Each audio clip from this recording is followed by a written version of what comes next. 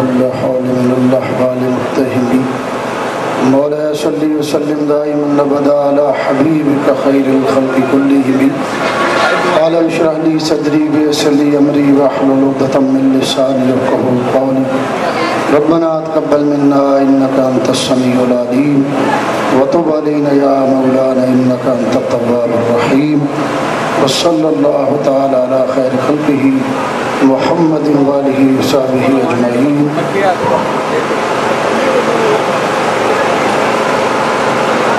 الحمد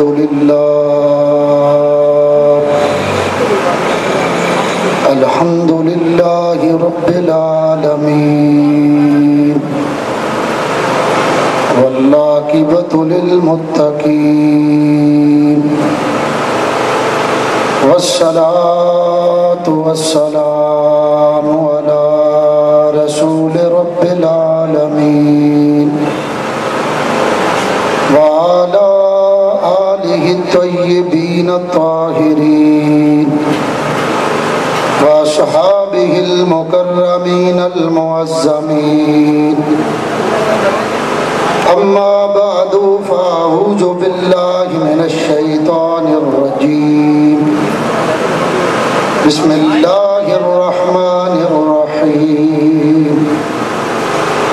ومن يشاقق الرسول من بعد ما تبين له الهدى ويتبع غير سبيل المؤمنين نوله ما تولى ونصله جهنم وساءت مصيرا. صدق الله العلي العظيم. درود شریف پڑھ لیجیے. اللہم صلی علی سیدنا و مولانا محمد وبارک وسلم. الصلاة والسلام علیک یا رسول اللہ وعلی آلک وصحابک یا حبیب اللہ. بھئی اتنی آواز میں پڑھو کہ پچھوں والے تو سنیں. بلند آواز سے پڑھو بھئی. الصلاة والسلام علیک یا رسول اللہ وعلی آلک وصحابک یا شفیع المذنبین. حمد و صلوات کے بعد میرے نہایت ہی واجب الاحترام حضرت مولانا محمد عباس قادری زیدہ مجدہم و دامت برکاتہم اور دیگر دوستوں بزرگوں، میں نے قرآن مجید فرقان حمید کی ایک آیہ کریمہ آپ حضرات کے سامنے تلاوت کی ہے. اس کا ترجمہ اور چند ضروری باتیں آپ حضرات کی خدمت میں پیش کی جائیں گی. اللہ تعالیٰ نے ارشاد فرمایا وَمَن يُشَاقِقِ الرَّسُولَ مِن بَعْدِ مَا تَبَيَّنَ لَهُ الْهُدَى، اور جو رسول کی مخالفت کرے بعد اس کے کہ حق واضح ہو گیا. وَيَتَّبِعْ غَيْرَ سَبِيلِ الْمُؤْمِنِينَ، اور مومنوں کے راستے کو چھوڑ کر الگ راستہ بنائے تو اللہ فرماتا ہے نُوَلِّهِ مَا تَوَلَّى، ہم اس کو اس کے حال پر چھوڑ دیں گے. وَنُصْلِهِ جہنم، اور اس کو جہنم میں داخل کریں گے. وَسَاءَتْ مَصِيرًا، اور وہ کیا ہی برا ٹھکانہ ہے پلٹنے. میرے دوستوں بزرگوں عزیزوں، اس جلسے کے انعقاد کا مقصد آپ بخوبی جانتے ہیں. ماضی قریب میں بعض شکی ازلی بدبخت ملعونوں نے یہاں پر ایک جلسہ کیا اور اس جلسے کے اندر احناف کو برا بھلا کہا. ہم اہل سنت و جماعت کے بارے میں بڑی غلیظ زبان استعمال کی اور امام اعظم امام ابو حنیفہ کے مبارک مذہب حنفی کے بارے میں غلیظ زبان استعمال کرتے ہوئے ہمیں مشرک اور بدعتی اور پتہ نہیں کیا کیا قرار دیا. اور اس کے ثبوت میں یہ میرے ہاتھ میں وہ کیسٹ موجود ہے جو مولوی صاحب یہاں بھونک کر گئے تھے. یہ بلڈوگ اور بلٹورین ٹائپ کے مولوی یہاں اسٹیج پر بیٹھ کر رات بھر یہ بھونکتے رہے اور احناف کے متعلق غلیظ زبان استعمال کرتے رہے. دیکھو الحمدللہ رب العالمین، ان کے بھونکنے سے حنفی مذہب کا کوئی بھی کچھ بھی نہیں بگڑا.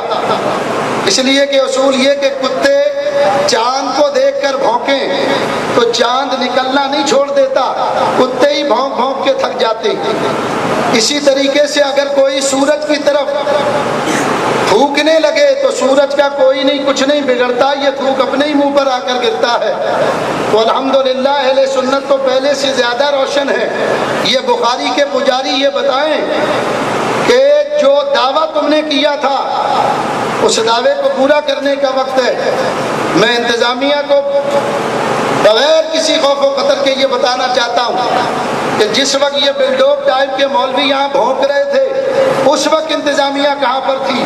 جب انہوں نے اہل سنت و جماعت کے خلاف غلیظ زبان استعمال کی، میرے سلسلہ نقشبندیہ مجددیہ سیفیہ کے بارے میں غلیظ زبان استعمال کی، دعوت اسلامی کے بارے میں غلط زبان استعمال کی، اس وقت کہاں تھی انتظامیہ؟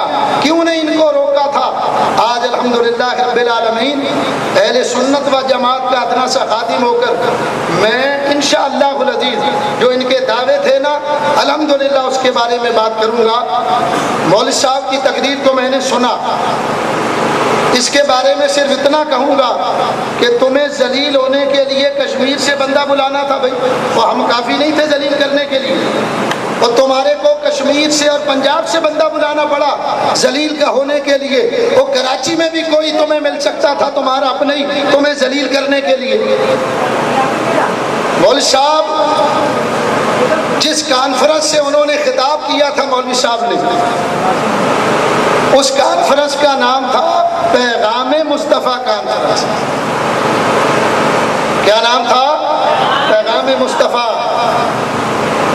مولوی صاحب اپنی تقریر میں فرماتے ہیں ایک جگہ کہ یہ اسٹیج مسلک اہل حدیث کا اسٹیج ہے اور اس اسٹیج سے جو بھی بات ہوگی وہ دلیل کے ساتھ ہوگی اور صرف کتاب و سنت کی دعوت دی جائے گی.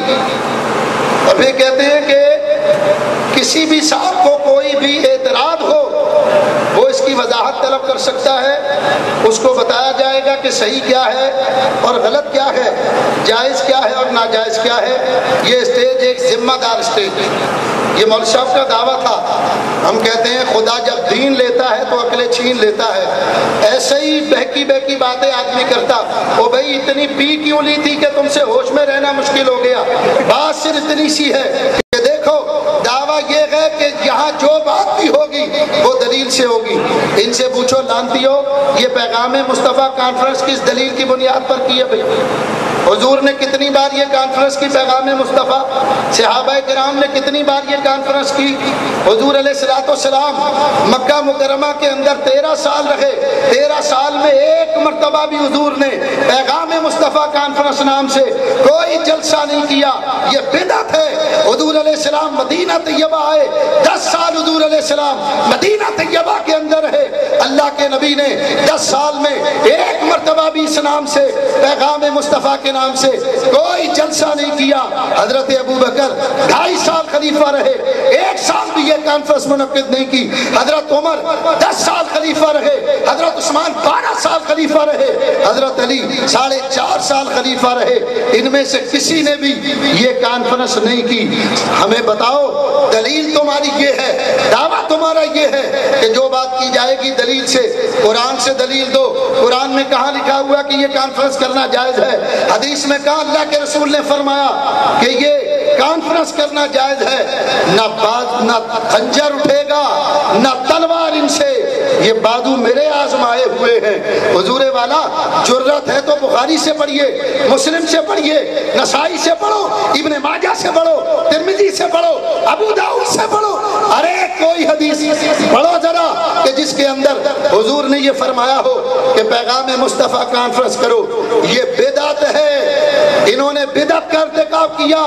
رسول کے پورے دور میں یہ پیغام مصطفیٰ کانفرنس نہیں کی گئی اور نہ صحابہ کرام کے ادوار میں یہ اس نام کی کوئی کانفرنس کی گئی ہو.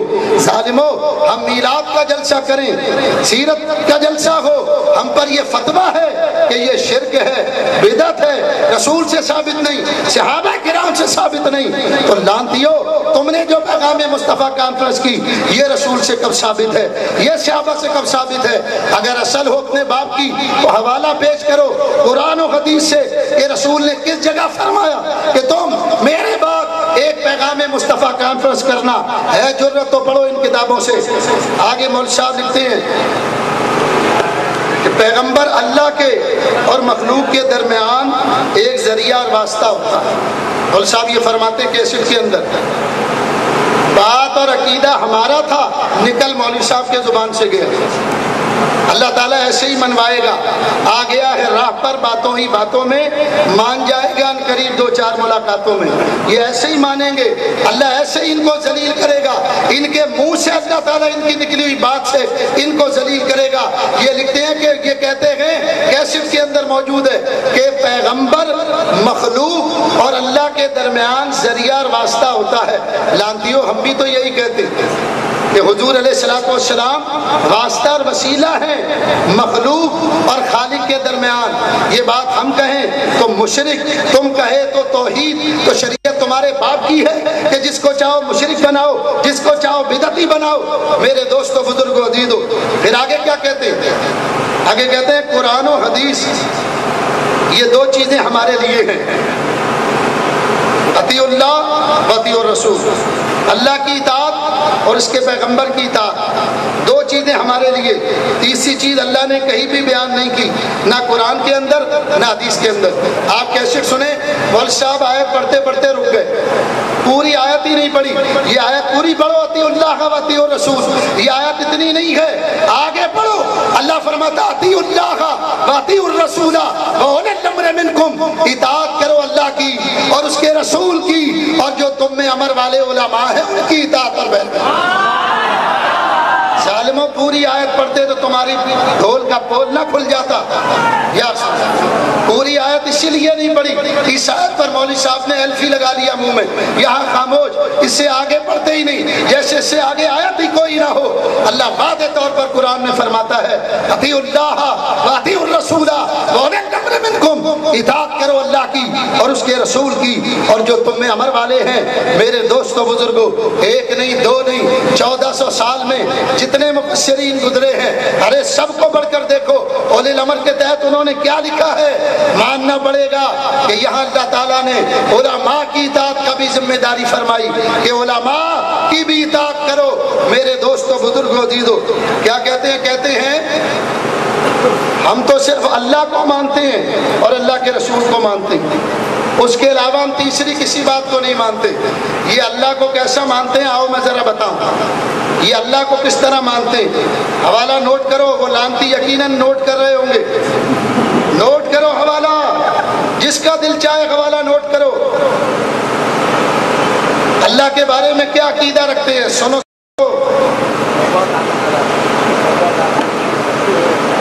حوالہ نوٹ کرو. حاشیہ قرآن پاک، صفحہ 60، ترجمہ وحید الزمان غیر مقلد.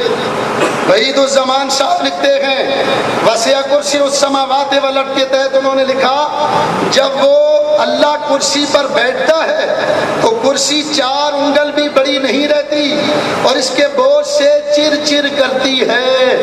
ان لانتیوں نے اللہ کو کرسی پر بٹھا دیا، اور اللہ تعالیٰ جب کرسی پر بیٹھتا ہے تو کرسی، لکھتے ہیں کہ کرسی جناب والا 4 انگل بھی بڑی نہیں رہتی، یعنی اللہ اور کرسی برابر ہیں. ان کا اللہ وہ ہے کہ جو کرسی پر بیٹھا ہوا ہے، حالانکہ پوری دنیا کے مسلمانوں کا عقیدہ اللہ تبارک و تعالیٰ کے بارے میں یہ ہے. اللہ تبارک و تعالیٰ اپنی ذات میں، اپنی صفات میں، اپنے افعال میں، اپنے اسماء میں اللہ تعالیٰ لا شریک ہے. کوئی اللہ تعالیٰ کا ہمسر اور برابر نہیں. انہوں نے اللہ کو کرسی پر بٹھا دیا.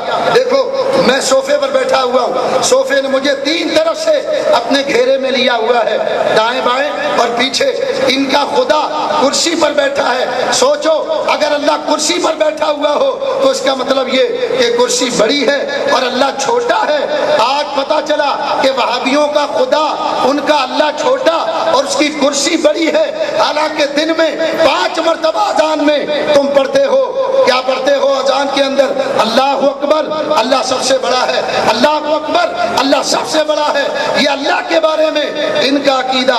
اور دیکھو فتاوی حدیثیہ صفحہ 77، ابن تیمیہ کا عقیدہ، وہ لکھتا کہ اللہ تعالیٰ مرکب ہے۔ مرکب کئی چیزوں کے ملنے کو مرکب کہتے ہیں۔ جیسے مثال کے طور پر آپ کھانا پکائیں، اس میں پانی بھی ڈالا، تیل بھی ڈالا، گوشت بھی ڈالا، جناب والا مرچیں بھی ڈالی اور دیگر لوازمات، اس کو ملایا تو ایک کھانا پک گیا۔ اب یہ کھانا مختلف چیزوں کا مرکب ہو گیا، تو لکھتے ہیں کہ اللہ تعالیٰ بھی مرکب ہے۔ تو لانتیوں ذرا یہ بھی بتاؤ کہ اللہ تعالیٰ اگر مرکب ہے تو کیا گوشت پوشت کا مرکب ہے؟ کس چیز کا مرکب ہے؟ اسی کتاب کے اندر آگے فتاوی حدیثیہ کے صفحہ 87 کے اوپر لکھتے ہیں اللہ کی ذات ایسی ہی محتاج ہے جیسے کل جز کا محتاج ہوتا ہے، یعنی ستارے یہ جز ہیں، سورج کل ہے۔ تو جس طرح ستارے محتاج ہیں سورج کے چمکنے میں، اسی طرح اللہ کے بارے میں لکھتے ہیں کہ اللہ اسی طرح محتاج ہے جس طرح کل جز کا محتاج ہوتا ہے۔ ظالموں، اللہ کے بارے میں یہ عقیدہ، پھر یہ دعویٰ ان کا یہ کہ ہم اللہ تعالیٰ کو ہی مانتے ہیں۔ ہاں ہاں، جس طرح تم اللہ کو مانتے ہو الامان الحفیظ، ایسا کوئی بھی اللہ کو نہ مانے۔ میں تو دعا کرتا ہوں جس طرح تم اللہ کو مانتے ہو کوئی مسلمان اللہ کو اس طرح نہ مانے۔ اللہ نہیں ہے، ان کے سنائی صاحب کے گھر کا نوکر ہے، سب کچھ ٹھونک دو اللہ تبارک و تعالیٰ کے اوپر۔ میرے دوستو، بزرگوں، عزیزو، یہ اللہ جل مجدہ الکریم کے بارے میں ان کا عقیدہ ابن قیم صاحب کی سن لو، جو وہابیوں کے دوسرے ابا جی، پہلا ابن تیمیہ، دوسرا ابن قیم، وہابیوں کے دوسرے ابا جی کہتے ہیں، کیا کہا؟ کہتے ہیں کہ میرا عقیدہ یہ ہے کہ اللہ تعالیٰ عرش و کرسی پر موجود ہے، یقیناً دونوں قدم اللہ کے کرسی پر رکھے ہیں۔ یہ اللہ کے بارے میں عقیدہ ہے کہ اللہ کرسی پر بیٹھا اور اس کے دونوں قدم کرسی کے اوپر، یعنی وہ آلتی پالتی مار کر بیٹھا ہوا کرسی کے اوپر۔ یہ عقیدہ اللہ کے بارے میں۔ تو سنیو، سنو، سوچو کہ جب اللہ کے بارے میں ان کا یہ عقیدہ ہے تو بے رسول اللہ کے بارے میں اچھا ہوگا۔ میرے دوستو، بزرگو، عزیزو، ذرا غور فرمائیے۔ مولوی صاحب آگے کہتے ہیں کہ 2 چیزیں حضور علیہ السلام فرماتے ہیں کہ میں تم میں 2 چیزیں چھوڑے جا رہا ہوں۔ پیغمبر 2 چیزیں چھوڑ کر گیا، یہ ان کے الفاظ ہیں، اور ہاتھ بھی 2 ہی ہوتے ہیں۔ 2 چیزیں رسول نے چھوڑی، ایک اللہ کی کتاب اور ایک نبی کی سنت۔ فرمایا جب تک ان دونوں کو پکڑے رہو گے تو کبھی بھی گمراہ نہیں ہوگے۔ اور 2 ہاتھ ہیں اور ظاہر بات ہے جب تیسری چیز پکڑو گے تو ایک چیز آپ کو چھوڑنی پڑے گی، یا قرآن کو چھوڑو یا حدیث کو چھوڑو۔ یعنی تقلید کی نفی کرتے ہوئے مولوی صاحب ایک بات کہہ گئے اور خود ہوش میں نہیں، انہیں پتہ ہی نہیں کہ وہ کہہ کیا گئے۔ کہتے ہیں دیکھو رسول نے ہمارے لیے 2 چیزیں چھوڑی، ایک قرآن اور ایک حدیث۔ جب 2 چیزیں رسول نے چھوڑی تو اللہ نے ہاتھ بھی ہمیں 2 ہی دی، ایک ہاتھ میں قرآن کو پکڑو، ایک ہاتھ میں حدیث کو۔ تو کہتے ہیں کہ تقلید ہے تیسری چیز۔ اگر تم تقلید کو پکڑو گے تو لا محالہ دونوں میں سے کوئی ایک چھوڑنا پڑے گا، یا قرآن کو چھوڑو یا حدیث کو چھوڑو۔ کہتے ہیں یہی وجہ کہ جو تقلید کرتا ہے وہ قرآن کو چھوڑ دیتا ہے یا حدیث کو چھوڑ دیتا ہے۔ تو کہتے ہیں ہمیں تو 2 چیزیں رسول نے دی، ہم نے ہاتھ میں وہ دونوں چیزیں پکڑی ہوئی ہیں۔ میں کہتا ہوں لانتیو، رسول نے ہاتھ میں پکڑنے کو کب کہا تھا؟ حدیث پڑھو، صحیح حدیث۔ حضور علیہ السلام فرماتے ہیں ادو علیہ بالنواجذ، حضور نے فرمایا میں یہ 2 چیزیں چھوڑے جا رہا ہوں، ان کو دانتوں سے پکڑو۔ رسول دانتوں سے پکڑنے کا کہے، مولوی ہاتھ سے پکڑے ہوئے ہیں۔ لانتی، 1400 سال گزرنے کے بعد تو ابھی اس ایک حدیث کا مطلب نہیں سمجھ سکا۔ اہل حدیث ہونے کا دعویٰ تو نے کیا۔ رسول کہتے ہیں دانتوں سے پکڑو، ادو علیہ بالنواجذ، کہ دانتوں سے پکڑو۔ مولوی ہاتھ میں پکڑا ہوا ہے قرآن و حدیث۔ یہ ہاتھ میں پکڑنے کا کس حدیث کے اندر آیا؟ رسول تو دانتوں سے پکڑنے کو کہہ رہا ہے. اور سنو سنو، کہتے ہیں تیسری چیز یعنی تقلید کو پکڑو تو کیا ہوگا؟ ہوگا یہ کہ پھر لا محالہ یا قرآن چھوڑنا پڑے گا یہ حدیث. تو یہ ضعیف حدیث گھول کر یہ جو حدیث صحیح حدیث کون سی کہ حضور نے فرمایا میں تم میں دو چیزیں چھوڑے جا رہا ہوں، قرآن اور اہل بیت. یہ بھی تو صحیح حدیث ہے. طبرانی میں یہ حدیث ملے گی، کنز العمال میں یہ حدیث ملے گی، دارمی میں یہ حدیث تمہیں ملے گی، مسند امام احمد ابن حنبل میں یہ حدیث ملے گی. حضور فرمایا تم میں دو چیزیں چھوڑے جا رہا ہوں، قرآن اور اہل بیت، مضبوطی کے ساتھ پکڑو. اب بتاؤ، ایک حدیث میں فرمایا کہ میں قرآن اور حدیث سنت چھوڑے جا رہا ہوں، دوسری میں فرمایا قرآن اور اہل بیت چھوڑے جا رہا ہوں. تو اب ذرا پوچھو ان سے، اب یہ تین چیزیں ہو گئی، حدیث یعنی سنت اور اہل بیت اور قرآن. تو مولوی ہاتھ تو تجھے اللہ نے دو دیے، تو ظالم یہ تو بتا، ایک ہاتھ میں قرآن کو پکڑ لیا، دوسرے میں حدیث کو پکڑتا ہے، تو پھر اہل بیت چھوڑتے ہیں، اہل بیت کو پکڑتا ہے تو حدیث کو چھوڑنا پڑے گا. تقلید کو تو بعد میں پکڑے گا، پہلے حدیث کو تو پکڑ کر دکھا، اس حدیث میں مطابقت تو کر کے دکھا، ان دونوں حدیث میں تطبیق تو پیدا کر کے دکھا. تیرا ہی دعویٰ تھا کہ اگر تیسری چیز کو پکڑیں گے تو ایک چھوڑنا پڑے گا. تو تم پر فیصلہ ہے، یا قرآن چھوڑ کر اہل بیت کو پکڑ لو یا حدیث کو چھوڑ کر اہل بیت کو پکڑ لو، لیکن میرے مصطفیٰ کے فرمان پر عمل کرو. حضور فرماتے ہیں ادو علیہ بالنواجذ کہ ان کو دانتوں سے پکڑو. اسی لیے تو ہم کہتے ہیں کہ دیکھو قرآن اور حدیث جب دانتوں سے پکڑو گے دونوں ہاتھ خالی ہوں گے. ارے ایک ہاتھ میں اہل بیت کا دامن ہوگا، ایک میں ابو حنیفہ کا دامن ہوگا.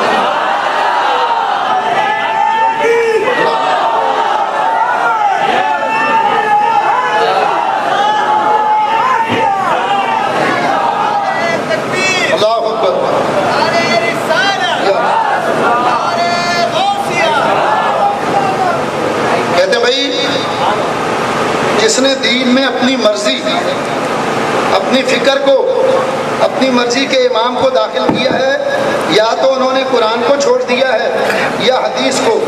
اب میں ذرا بتاؤں کہ کس نے حدیث کو چھوڑ دیا ہے، کس نے قرآن کو چھوڑ دیا ہے. یہ بہنوئیوں نے ایک کتاب لکھی ہے. بہنوئی جانتے ہو؟ ان کے بہنوئی دیوبندی، یہ ان کے سالے. تو بہنوئیوں نے ایک کتاب لکھی ہے، بہنوئی حوالہ دے رہے ہیں.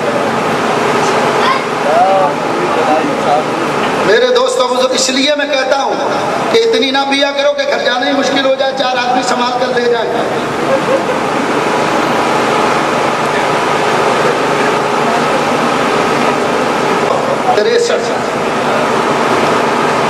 پوری دنیا کے مسلمانوں کا یہ مذہب ہے، ایمان ہے، عقیدہ ہے کہ کتا ناپاک ہے.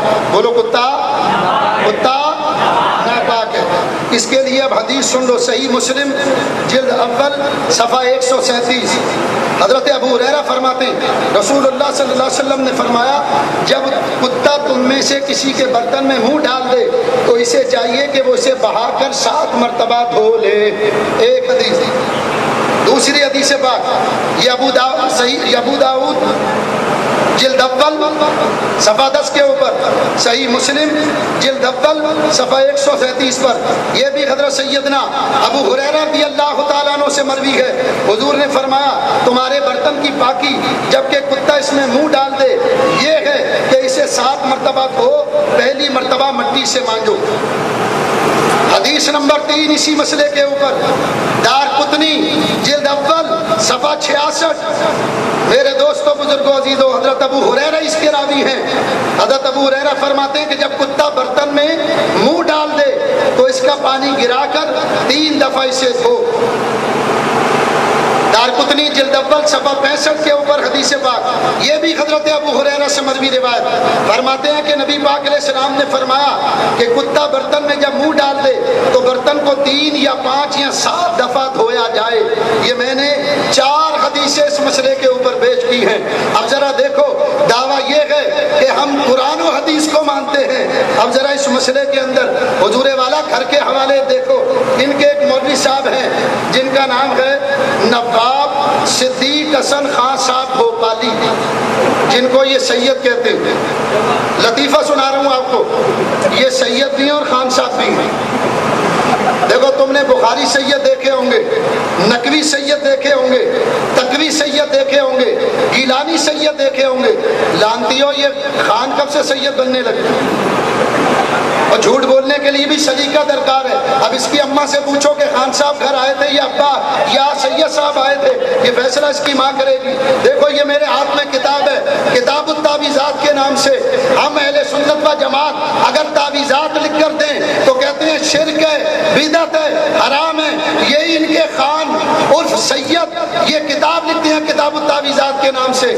ارے بیٹھو سنو میری طرف دیکھو، پتہ ہے ہضم نہیں ہو رہی ہوگی بات، بیٹھ جاؤ ادھر سنیے، بیٹھو بیٹھ جا بیٹھ جا۔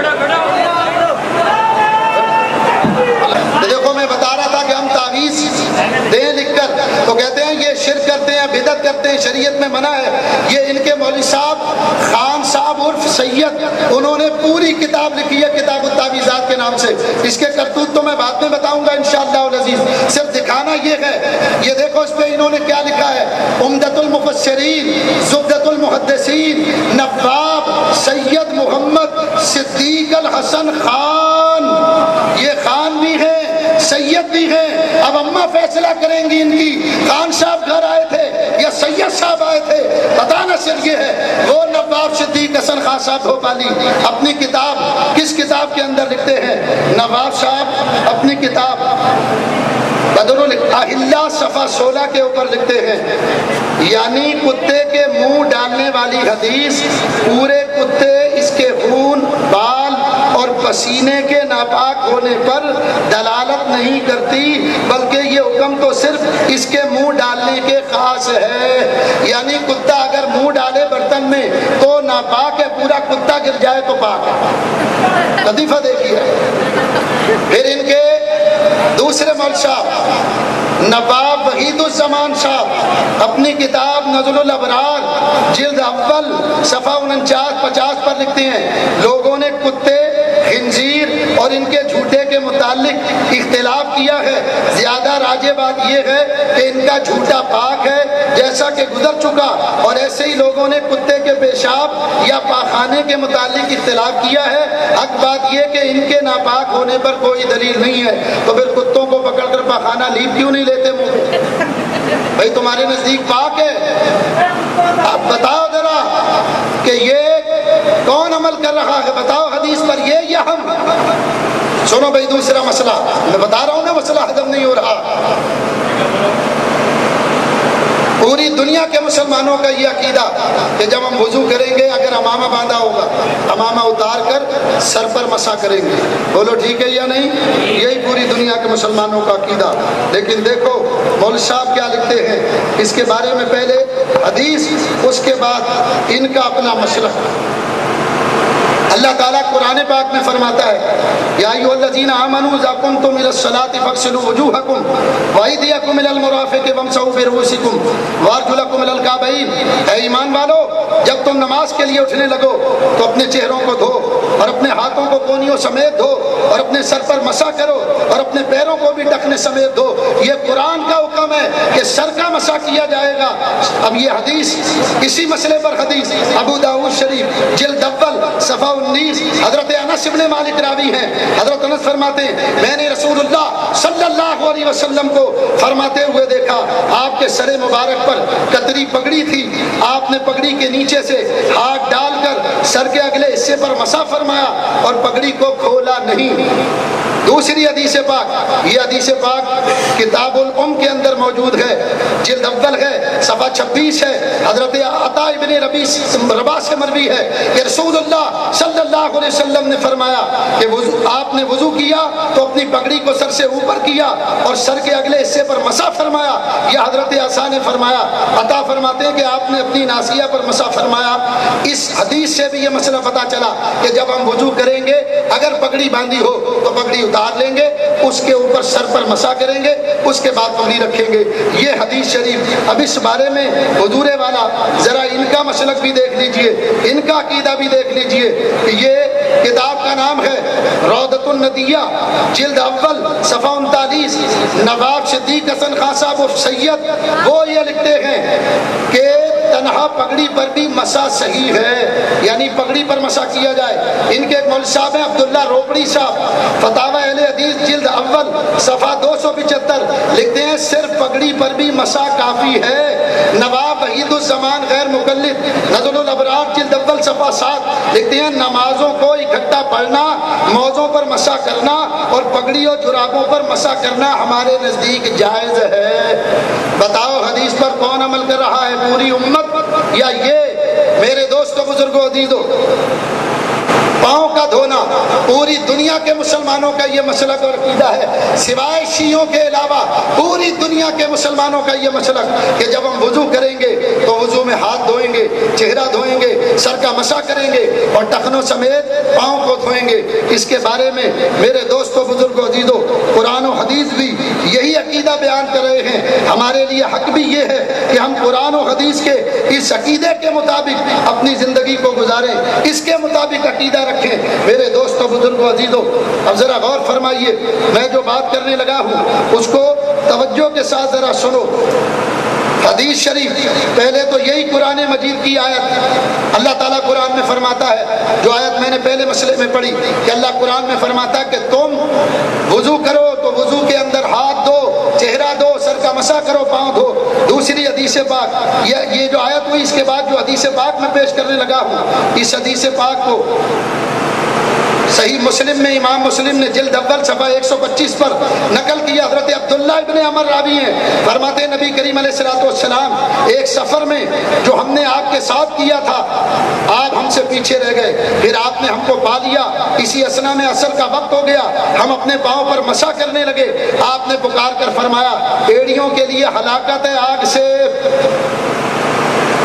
اس کے بعد دوسری حدیث پاک، یہ حدیث پاک ابو داؤد جلد اول صفحہ 124، ابن ماجہ شریف جلد اول صفحہ 32، حضرت رفاع بن رافع فرماتے ہیں کہ نبی کریم علیہ السلام کے بعد میں بیٹھا ہوا تھا، آپ نے فرمایا کسی کی نماز اس وقت تک پوری نہیں ہوتی جب تک وہ اچھی طرح سے وضو نہ کرے جیسا کہ اللہ نے وضو کا حکم دیا ہے، اپنے چہرے کو دھوئے، دونوں ہاتھ کونیوں سمیت دھوئے، اپنے سر کا مسا کرے اور دونوں پاؤں ٹخنوں سمیت دھوئے۔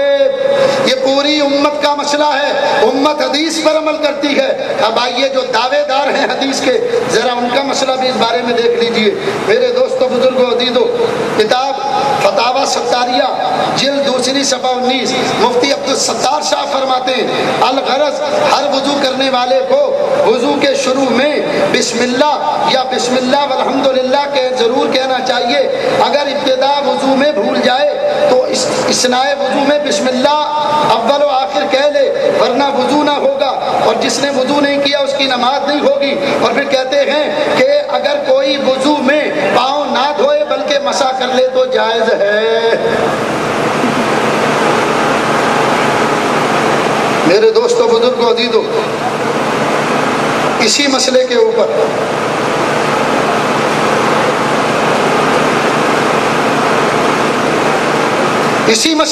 ایک حوالہ ان کا ہو، رحمت الامہ صفحہ 16 محمد بن عبد الرحمن لکھتے ہیں کہ داؤد ظاہری سے نقل کیا گیا ہے، وہ کہتے ہیں کہ بسم اللہ کے بغیر وضو نہیں ہوتا، چاہے کوئی عمدن چھوڑے یا سہون، اور پاؤں اگر نہ دھوئے مسا کر لے تو کافی ہے۔ اب بتاؤ حدیث پر کون عمل کر رہا ہے، ہم کر رہے ہیں یا یہ عمل کر رہے ہیں؟ اسی طرح کوئی ایک مسئلہ نہیں ہے، جمعے کے دن جو غسل ہوتا ہے وہ سنت نبی کریم، اس کو یہ واجب کہتے ہیں۔ چنانچہ اس پہ بھی میں ایک مسئلہ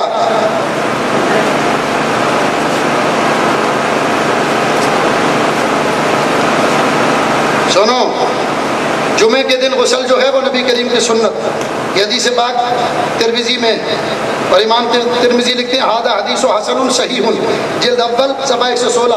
حضرت ابو ہریرہ فرماتے ہیں رسول اللہ نے فرمایا جس نے خوب اچھی طرح سے وضو کیا پھر نماز جمعہ کے لیے آیا اور قریب ہو کر کان لگائے اور خاموش رہا تو اس جمعے سے اگلے جمعے اور مزید 3 دن کے گناہ معاف کر دیے جائیں گے، اور جس نے کنکریوں کو چھوا اس نے لب کام کیا۔ دوسری حدیث پاک یہ ترمذی جلد اول صفحہ 111، ابو داؤد جلد اول صفحہ 91، حضرت جابر حضرت سمرہ بن جندب رضی اللہ تعالیٰ عنہ، ان سے مروی روایت، حضور نے فرمایا جس شخص نے جمعے کے دن وضو کیا تو خیر کا کام کیا، اور جس شخص نے غسل کیا تو اس نے غسل افضل کام کیا۔ حضور علیہ السلام نے بھی یہاں یہ نہیں فرمایا کہ وہ واجب ہو گیا۔ ہم سے کہتے ہیں کہ یہ واجب اور فرض کی بھیڑ چال، اور یہ فرض اور واجب کے چکر حناف نے پیدا کیے، حنفیوں نے یہ بنا دیے کہ یہ فرض ہے واجب۔ تم نے کہاں سے اس مسئلے میں پھر لے لیا؟ اگر غسل تمہارے نزدیک واجب ہے تو کس حدیث میں حضور نے فرمایا کہ جمعے کا غسل واجب ہے؟ میرے دوستو، بزرگو، عزیزو، مجمع الزوائد جلد دوسری صفحہ 173، حضرت عبداللہ ابن مسعود فرماتے ہیں کہ جمعے کے دن غسل کرنا یہ سنت ہے۔ طبرانی اوسط مجمع الزوائد جلد دوسری صفحہ 175، حضرت علی فرماتے ہیں جمعے کے دن غسل کرنا مستحب ہے، واجب نہیں۔ ابو داؤد شریف کے اندر حضرت اکرمہ سے مروی ہے، لکھتے ہیں کہ کچھ اہل عراق حضرت عبداللہ ابن عباس کے پاس آ کہنے لگے ابن عباس کا تم جمعے کے دن غسل کرنے کو واجب سمجھتے ہو؟ آپ نے فرمایا نہیں، البتہ غسل زیادہ پاکیزگی کا سبب ہے، اور جو غسل کرے اس کے لیے بہتر ہے، اور جو نہ کرے تو واجب بھی نہیں ہے۔ پوری امت کا یہی عقیدہ، حضور کا فرمان بھی یہی ہے کہ جمعے کا غسل سنت ہے، صحابہ کرام کا بھی عقیدہ یہی ہے، وہ بھی حضور کی سنت پر کہ جمعے کا غسل سنت ہے، واجب نہیں ہے۔ لیکن اس کے مقابلے میں جو ٹھیکیدار ہیں شریعت کے، قرآن و حدیث کے، ان کی سن لو۔ نواب نور الحسن خان صاحب، یہ صدیق حسن خان صاحب کے بیٹے ہیں، اپنی کتاب الفل جادی صفحہ 14 پر لکھتے ہیں اور جمعے کے لیے غسل واجب ہے۔ اسی طرح وحید الزمان صاحب لکھتے ہیں نظر الابرار جلد اول صفحہ 25، جو شخص جمعے کی نماز پڑھنے کا ارادہ رکھتا ہے اس پر غسل واجب ہے۔ یونس قریشی صاحب دستور المتقی صفحہ 57 پر لکھتے ہیں کہ جمعے کے دن غسل کرنا واجب ہے۔ بتاؤ، پوری امت اس کو سنت سمجھے، یہ اس کو واجب قرار دے؟ ایسے ہی لوگوں کے لیے قرآن نے کہا تھا وَمَن يُشَاقِقِ الرَّسُولَ مِن بَعْدِ مَا تَبَيَّنَ لَهُ الْهُدَىٰ وَيَتَّبِعْ غَيْرَ سَبِيلِ الْمُؤْمِنِينَ نُوَلِّهُ مَا تَوَلَّىٰ وَنُصْلِهُ جَهَنَّمَ وَسَاءَتْ مَصِيرًا۔ اللہ فرماتا حق وعدے ہو جانے کے بعد جو رسول کی مخالفت کرے اور مومنوں کی راہ کو چھوڑ کر الگ راستہ کھڑ لے، مومن سنت کہے جمعے کے غسل کو، رسول سنت کہے، صحابہ سنت کہیں، یہ الگ راستہ کھڑ لیں، جمعے کے غسل کو واجب قرار دیں، تو اللہ نے ان کے لیے فیصلہ کیا۔ اللہ فرماتا ہے نُوَلِّهُ مَا تَوَلَّىٰ، ہم ان کو ان کے حال پر چھوڑ دیں گے، وَنُصْلِهُ جَهَنَّمَ، ان کو جہنم میں داخل کریں گے، وَسَاءَتْ مَصِيرًا، وہ کیا ہی پلٹنے کی جگہ ہے۔ میرے دوستو، بزرگو، یہ کوئی ایک بیماری، یہ ایک مسئلہ نہیں ہے، میں تو 10 مسئلے تقریباً لکھ کر لایا تھا، یہ 10 ہی مسئلوں پر اکتفا نہیں ہے، میں نے آپ کے سامنے 3-4 مسئلے پیش کیے، اس سے بخوبی آپ اندازہ لگا سکتے ہیں کہ حدیث پر کون عمل کرتا۔ بولو بھائی، قرآن مجید کو سنو، میری بات، ہاتھ اٹھانے کا بھی موقع آئے گا انشاءاللہ۔ قرآن کو بغیر وضو چھو سکتے ہیں؟ بولو بھائی، پوری امت کا یہی عقیدہ ہے، کیونکہ قرآن و حدیث یہی عقیدہ پیش کرتے ہیں۔ قرآن کہتا لا یمسہ الا المطہرون، اللہ فرماتا نہ چھوئے تم میں قرآن کو وہ کہ جو پاک نہ ہو، قرآن کو وہ چھوئے جو پاک ہو۔ یہی عقیدہ پورے عالم اسلام کا ہے۔ میرے دوستو، بزرگو، عزیزو، عالم اسلام کا ہر مسلمان یہی عقیدہ رکھتا ہے کہ قرآن کو بغیر پاکی کے چھونا حرام ہے۔ المستدرک امام حاکم جلد 3 صفحہ 485، دارقطنی جلد اول صفحہ 122، حضرت حکیم بن حزام سے مروی ہے، نبی کریم علیہ السلام نے فرمایا جب حضور علیہ السلام نے ان کو یعنی حکیم بن حزام کو یمن کا حاکم بنا کر بھیجا تو فرمایا تم قرآن کو نہ چھونا مگر اس حالت میں کہ تم پاک ہو۔ دوسری حدیث پاک، یہ مجمع الزوائد جلد اول صفحہ 276 کے اوپر حضرت عبداللہ ابن عمر سے مروی ہے، رسول اللہ صلی اللہ علیہ وسلم نے فرمایا قرآن کو پاک آدمی کے سوا کوئی نہ چھوئے۔ تیسری حدیث موطا امام مالک صفحہ 185، حضرت عبداللہ بن ابو بکر بن حزم سے مروی ہے، رسول اللہ صلی اللہ علیہ وسلم نے جو خط عمر بن حزم کو لکھا تھا اس میں یہ بات بھی تھی کہ قرآن پاک کو پاک آدمی کے سوا کوئی نہ چھوئے۔ تو پوری دنیا کے مسلمان مسلمانوں کا یہی مسلک ہے۔ یہ حدیث بخاری شریف، چوتھی حدیث پیش کر رہا ہوں، بخاری جلد اول صفحہ 43 پر حضرت ابو وائل اپنی خادمہ کو حالت حیض میں ہی حضرت ابو رزین کے پاس بھیجتے تھے، اور خادمہ ان کے یہاں سے قرآن مجید ڈوری سے پکڑ کر لاتی تھی، ہاتھ سے نہیں پکڑتی تھی، کیونکہ حالت حیض میں تھی، پاک نہیں تھی۔ اس سے پتہ چلا پوری دنیا کے مسلمانوں کا یہی عقیدہ اور مسلک ہے کہ قرآن کو حالت ناپاکی میں چھونا منع ہے۔ لیکن ذرا حدیث پر عمل کرنے والے دعوے داروں کو بھی ذرا دیکھو میرے دوستو، بزرگو، عزیزو، کتاب نزل الابرار جلد اول صفحہ 9 نواب وحید الزمان لکھتے ہیں، اور کہا گیا کہ قرآن کو چھونے کے لیے طہارت شرط نہیں ہے۔ اسی پر ہمارے اصحاب میں سے شوقانی وغیرہ نے جزم کیا ہے۔ نواب نور الحسن صاحب لکھتے ہیں اور فلجادی صفحہ 15 کہ اگرچہ بے وضو شخص کے لیے قرآن کو چھونا جائز ہے۔ اندازہ لگا لیجئے کون حدیث پر عمل کر رہا ہے، کون اپنے مولویوں کی ٹامک ٹوئیوں میں ڈوبا ہوا ہے، کون اپنے مولویوں کے پیچھے دوڑ رہا ہے۔ ارے بخاری کے پجاریوں، یہ ذرا دیکھو یہ کس نے لکھا ہے۔ میرے دوستو، بزرگو، عزیزو، یہ میں نے چند مسئلے آپ کے سامنے پیش کیے ہیں، ورنہ ایک بھیڑ لگی ہوئی ہے۔ ذرا غور کرو صفحہ 220 پر فقہ دیکھو کتنی زبردست ہے۔ یہ کہتے ہیں نا ہم صرف قرآن و حدیث کو مانتے ہیں، قرآن و حدیث کے علاوہ کسی چیز کو نہیں مانتے۔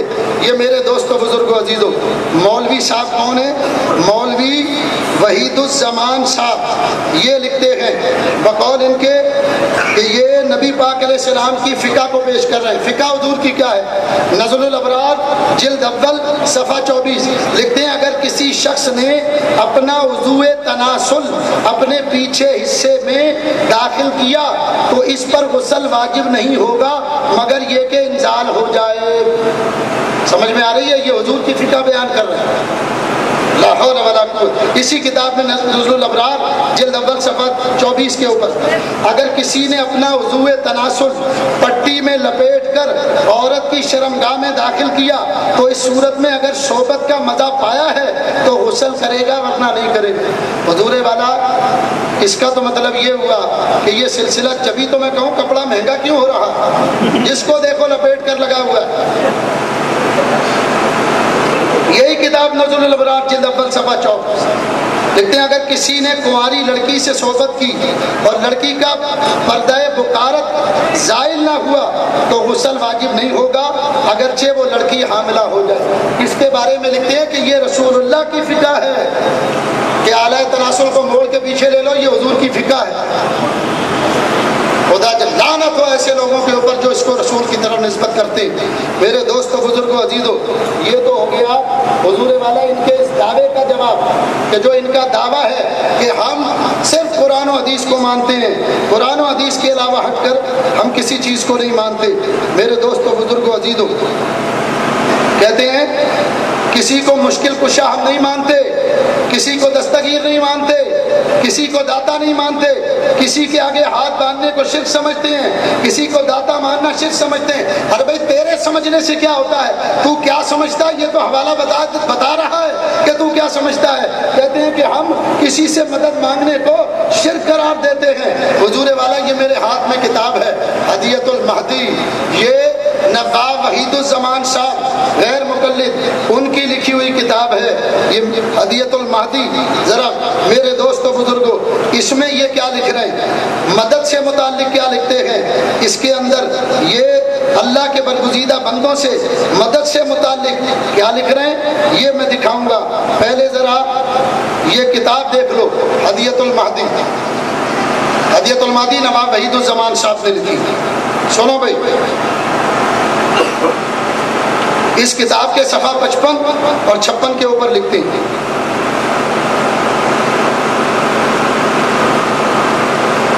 انہوں نے ایڈنگ باندھی ہے غیر اللہ کی مدد شرک نہیں۔ لکھتے ہیں ان میں سے ایک یہ ہے کہ اس نے کہا مشکلات میں اعانت اور حاجتیں پوری کرنا اگرچہ اللہ تعالیٰ کی قدرت اور اجازت اور حکم و رضا سے ہو، انبیاء و اولیاء کو لائق نہیں، اور جو ان سے یہ عقیدہ رکھتا ہے وہ مشرک ہے۔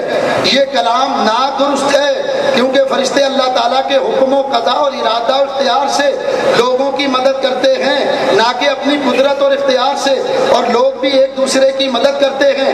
اللہ تعالیٰ کا ارشاد ہے وَتَعَاوَنُوا عَلَى الْبِرِّ وَالتَّقْوَىٰ وَلَا تَعَاوَنُوا عَلَى الْإِثْمِ وَالْعُدْوَانِ، اور نیکی اور پرہیزگاری پر ایک دوسرے کی مدد کرو اور گناہ اور زیادتی پر باہم مدد نہ کرو۔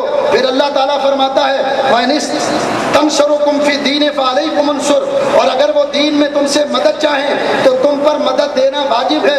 پھر اللہ تعالیٰ فرماتا ہے يُمْدِدْكُمْ رَبُّكُمْ بِخَمْسَةِ آلَافٍ مِّنَ الْمَلَائِكَةِ مُسَوِّمِينَ، یعنی تمہاری مدد کو 5000 فرشتے نشان والے بھیجے۔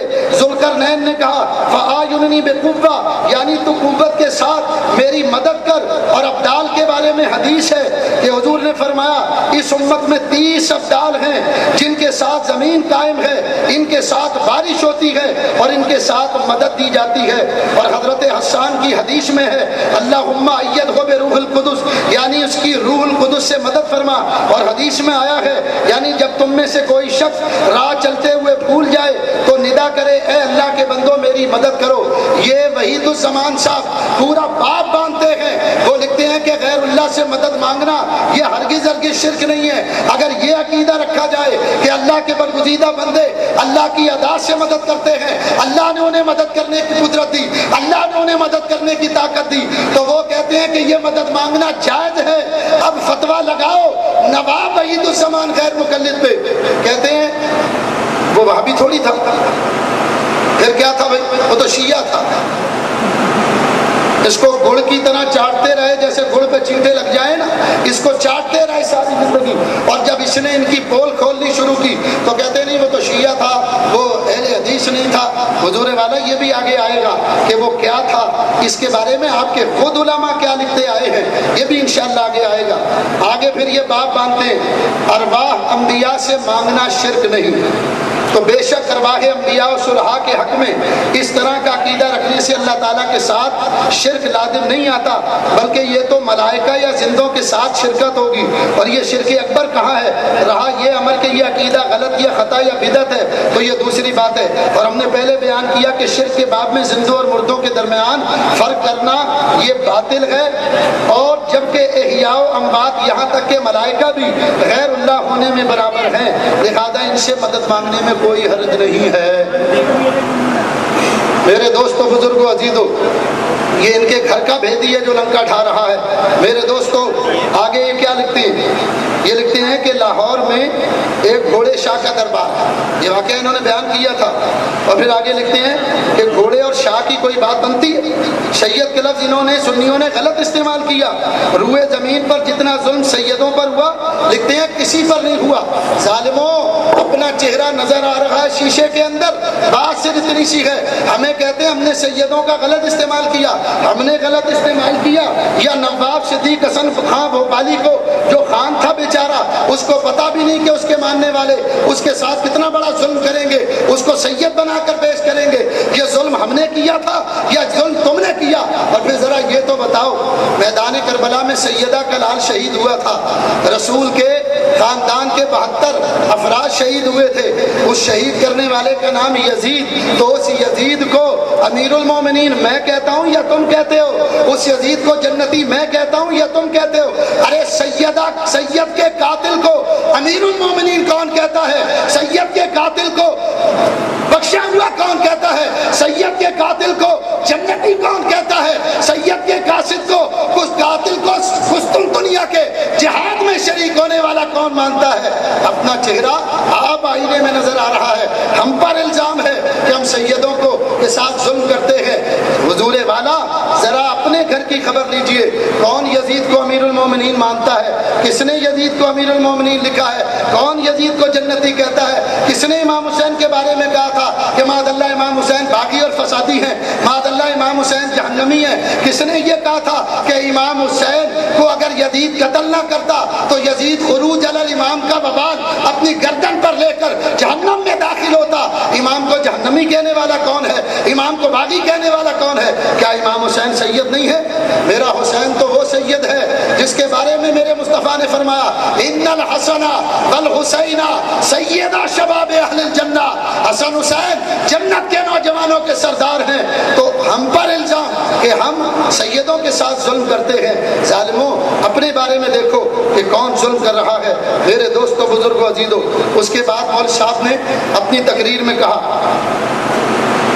کہتے ہیں کہ قرآن و حدیث کو چھوڑ کر انہوں نے تقلید کو پکڑ لیا، صرف اپنے امام کے قول کو مانتے ہیں، اپنے امام کے قول کے آگے نہ قرآن کو مانتے ہیں نہ حدیث کو۔ پھر کہتے ہیں پھر مولوی صاحب کہتے ہیں جس طرح شرک کا دروازہ کھلا تو گمراہیوں کے انبار لگے، اسی طرح تقلید کا دروازہ کھلا تو بھی گمراہیوں کے انبار لگے۔ تو حضور والا ذرا تھام کے بیٹھیے کہ میری باری ہے، اب تو باری میری ہے، میں دکھاؤں گا کہ تقلید کون کرتا ہے، کس نے کس کی تقلید کی ہے، کون تقلید کرتا رہا۔ ہم پر الزام ہم تو الحمدللہ مانتے ہیں ہم امام اعظم کے مقلد ہیں، الحمدللہ ہمیں اپنے امام پر فخر ہے۔ ہمارا امام قرآن و حدیث کے مطابق جو بھی بات کرتا ہے، سنو میرے امام کا مذہب دیکھو، میرا امام اپنے مذہب کے بارے میں کیا فرماتا ہے۔ دیکھو امام اعظم کا اصول اجتہاد، کیا اس اجتہاد کا اصول امام اعظم نے اختیار کیا ہے۔ خطیب بغدادی تاریخ بغداد جلد 12 صفحہ 368 کے اوپر امام اعظم کا یہ قول نقل کرتے ہیں۔ امام اعظم فرماتے ہیں میں کتاب اللہ کو لیتا ہوں، اگر اس میں حکم نہیں پاتا تو سنت رسول اللہ کو لیتا ہوں، اور اگر کتاب و سنت میں حکم نہیں پاتا تو حضرات صحابہ کرام کے قول کو لیتا ہوں۔ ان میں سے جس کے قول کو چاہتا ہوں لے لیتا ہوں، اور جس کا قول چاہتا ہوں چھوڑ دیتا ہوں، لیکن سب حضرات صحابہ کے قول کو چھوڑ کر کسی اور کے قول کو نہیں لیتا۔ اور جب معاملہ ابراہیم، شافعی، ابن سیرین، حسن، عطا اور سعید بن مسیب تک ہو، ان کے علاوہ کچھ اور بھی امام صاحب نے نام لیے، تو فرمایا جیسا انہوں نے اجتہاد کیا میں بھی ایسا اجتہاد کرتا ہوں۔ میرے امام کے اجتہاد کا اصول یہ ہے، فرماتے ہیں جب کوئی مسئلہ درپیش ہوتا ہے تو اس مسئلے کا حل پہلے قرآن میں دیکھتا ہوں، اگر قرآن میں مل جاتا تو فبیہا، اور اگر قرآن میں نہیں ملتا تو پھر حدیث لیتا ہوں، حدیث میں مل جائے تو فبیہا، اور اگر حدیث میں نہ ملے تو پھر میں صحابہ کرام کے اقوال کو دیکھتا ہوں، صحابہ اس بارے میں کیا کہتے ہیں۔ صحابہ کرام میں سے جس کی رائے کو میں چاہتا ہوں قبول کر لیتا ہوں، اور یہ صحابہ کرام کے قول کو چھوڑ کر، ان کی رائے کو چھوڑ کر میں کوئی قول نہیں لیتا۔ بلکہ امام اعظم فرماتے ہیں یہاں تک تو سارا معاملہ یہ ہے۔ اور پھر اس کے بعد جب تابعین کی باری آئے، جب حضرت امام ابن سیرین کی باری آئے، امام سیرین کے ساتھ ساتھ جب باری آ جائے حضور والا حسن کی، حضرت عطا کی، سعید بن مسیب کی، تو امام اعظم فرماتے ہیں وہ بھی مجتہد ہیں، میں بھی مجتہد ہوں۔ جب مسئلہ صحابہ میں نہیں ملتا، قرآن میں نہیں ملتا، حدیث میں نہیں ملتا، تو پھر میرا امام فرماتا میں اجتہاد کرتا ہوں، قیاس کرتا ہوں اور اس سے یہ مسئلہ لیتا ہوں۔ تو یہ ہے میرے امام کا۔ تقلید کو انہوں نے بالکل قرآن و حدیث کے مخالف رکھ کر بتایا، تقلید کو یعنی ایک نیا دین بتا رہے ہیں۔ ظالموں کیوں جھوٹ بولتے ہو؟ تم نے بھی پڑھنا ہے، اللہ کا جواب دینا ہے۔ کیا جواب دو گے اللہ کو جب وہ پوچھے گا سرے معاشر بلا کر سامنے؟ کیا جواب جرم دو گے تم خدا کے سامنے؟ میرے دوستوں بزرگوں عزیزوں، بات صرف اتنی سی ہے کہ دیکھو انہوں نے تقلید کو بالکل ہٹا کر ایک چیز بیان کیا کہ جیسے تقلید قرآن کے خلاف ہو، حدیث کے خلاف ہو۔ میں بتا چکا تقلید کس کو کہتے ہیں۔ میرا امام جب کوئی مسئلہ لیتا ہے، کوئی مسئلہ درپیش ہو تو میرا امام قرآن لیتا ہے، پھر حدیث لیتا ہے میرا امام، اس کے بعد میرا امام اگر یہ مسئلہ قرآن و حدیث میں نہ ملے تو صحابہ کرام کو دیکھتا ہے، یہ مسئلہ صحابہ میں نہ ہو تو پھر میرا امام اجتہاد کرتا ہے۔ یہ اصول ہے میرے امام کا۔ کہتے ہیں ہم تقلید نہیں کرتے، تقلید سے گمراہی کے دروازے کھلتے ہیں۔ تو حضور والا اب ذرا تھام کے بیٹھو کہ میری باری آئی۔ سب سے پہلے تو تقلید شخصی سنو، حوالہ نوٹ کرو جس کا دل چاہے۔ وحید الزمان صاحب اپنی کتاب ہدیۃ المہدی یہ یہاں موجود ہے، اس کے صفحہ 110 پر لکھتے ہیں عامی کے لیے اصول اصول و فروع میں علماء کی تقلید ضروری ہے، یعنی عام مسلمان جو ہیں جو دین کا علم نہیں رکھتے ان کے لیے اصول و فروع میں علماء کی تقلید ضروری ہے۔ اس کے بعد مولانا ثناء اللہ صاحب امرتسری اپنی کتاب تقلید شخصی صفحہ 20 کے اوپر لکھتے ہیں یہ بات تو طے ہو چکی ہے کہ بے علم کو عالم کی تقلید ضرور کرنی چاہیے۔ لانتیو تم صحیح کہتے ہو یا یہ صحیح کہتے ہیں؟ فتویٰ تم پر ہی چھوڑتے ہیں، فیصلہ تم پر ہی ہے۔ یہ ثناء اللہ صاحب نے صحیح کہا یا وحید الزمان نے صحیح کہا؟ کہتے ہیں ہمارے عالم ہیں، صحیح بھی کہہ سکتے ہیں غلط بھی کہہ سکتے ہیں، ہمارے عالم ہمارے لیے حجت نہیں۔ ہم کہتے ہیں تمہارے لیے تو تم خود بھی حجت نہیں ہو۔ بات صرف اتنی سی ہے کہ اگر تمہارا عالم تمہارے لیے حجت نہیں تو بھائی جب اکابر تمہارے لیے حجت نہیں تو یہ جو بونے ہیں اصاغر یہ کیسے حجت ہو سکتے ہیں کسی کے لیے؟ یہی تو نقصان ہے۔ حضرت یہ مناظر اسلام حضرت مولانا مفتی عمر صاحب اچھروی رحمۃ اللہ علیہ سے کسی نے سوال کیا، کہنے لگے حضرت مرغا مقلد ہے یا غیر مقلد؟ مرغا کھایا نا آپ نے؟ کہتے ہیں مرغا حنفی ہے تقلید کرتا ہے، مقلد ہے یا غیر مقلد ہے؟ حضرت فرماتے ہیں کہ مرغا جب تک پنجرے میں بند رہتا ہے حنفی ہوتا ہے، پنجرے سے باہر نکلتے ہی وہاں بھی غیر مقلد ہو جاتا ہے، کیونکہ پنجرے میں ہوتا ہے نا تو ایک ہی مرغی پر قناعت کر لیتا ہے، ایک ہی امام۔ بات آ گئی؟ اور جب باہر نکلے تو کبھی ادھر ٹامک ٹوئیاں، کبھی ادھر منہ مارا، کبھی ادھر منہ مارا، کبھی ادھر سے لے کبھی ادھر سے لے۔ تو مرغا جب پنجرے سے نکلتا تو پھر ایسے ہی کبھی اس کے پیچھے دوڑے، کبھی اس مرغی کے پیچھے، کبھی اس کے پیچھے، تو پھر پنجرے سے نکلتے ہی وہ وہابی غیر مقلد ہو جاتا ہے۔ میرے دوستو بزرگوں عزیزو، تقلید شخصی کے متعلق میں نے ان کے 2 حوالے دیے، ہے جرت تو حوالوں کو غلط ثابت کرو۔ میرے دوستو بزرگوں عزیزو، کتاب کا نام ہے تحسیر الباری، جلد 6 صفحہ 499، نعمانی کتب خانہ۔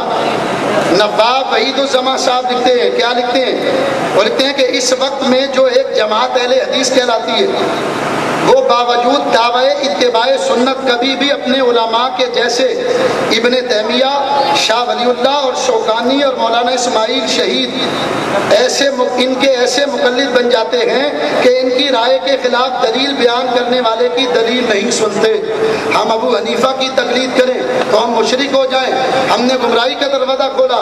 لانتیو تم ابن تیمیہ کی تقلید کرو، شاہ ولی اللہ کی تقلید کرو، اسماعیل دہلوی قتیل کی تم تقلید کرو، کوئی فتویٰ نہیں۔ یہ شریعت تمہارے ابا کی ہے کہ جس کو چاہو مشرک بناؤ، جس کو چاہو بدعتی بناؤ۔ آگے سنو، یہی کتاب اس کے اندر لکھتے ہیں، اس کا صفحہ 111 لکھتے ہیں کہ اسی طرح قرآن و حدیث کی تعلیم ہے کہ کپڑوں کی موجودگی میں ننگے بدن نماز پڑھنا جائز نہیں، لیکن اس کے برخلاف علامہ شوکانی کی رائے یہ ہے کہ ننگے بدن نماز پڑھنا درست ہے۔ نواب صاحب اس مسئلے میں بھی ان کی تقلید کرتے ہیں۔ دوسری کتاب نزل الابرار جلد اول صفحہ 64 لکھتے ہیں کہ نواب صدیق حسن خان نے علامہ شوکانی کی تقلید جامد کا شکار ہو کر کہہ دیا کہ ناپاک کپڑوں میں پڑھی جانے والی نماز درست ہے۔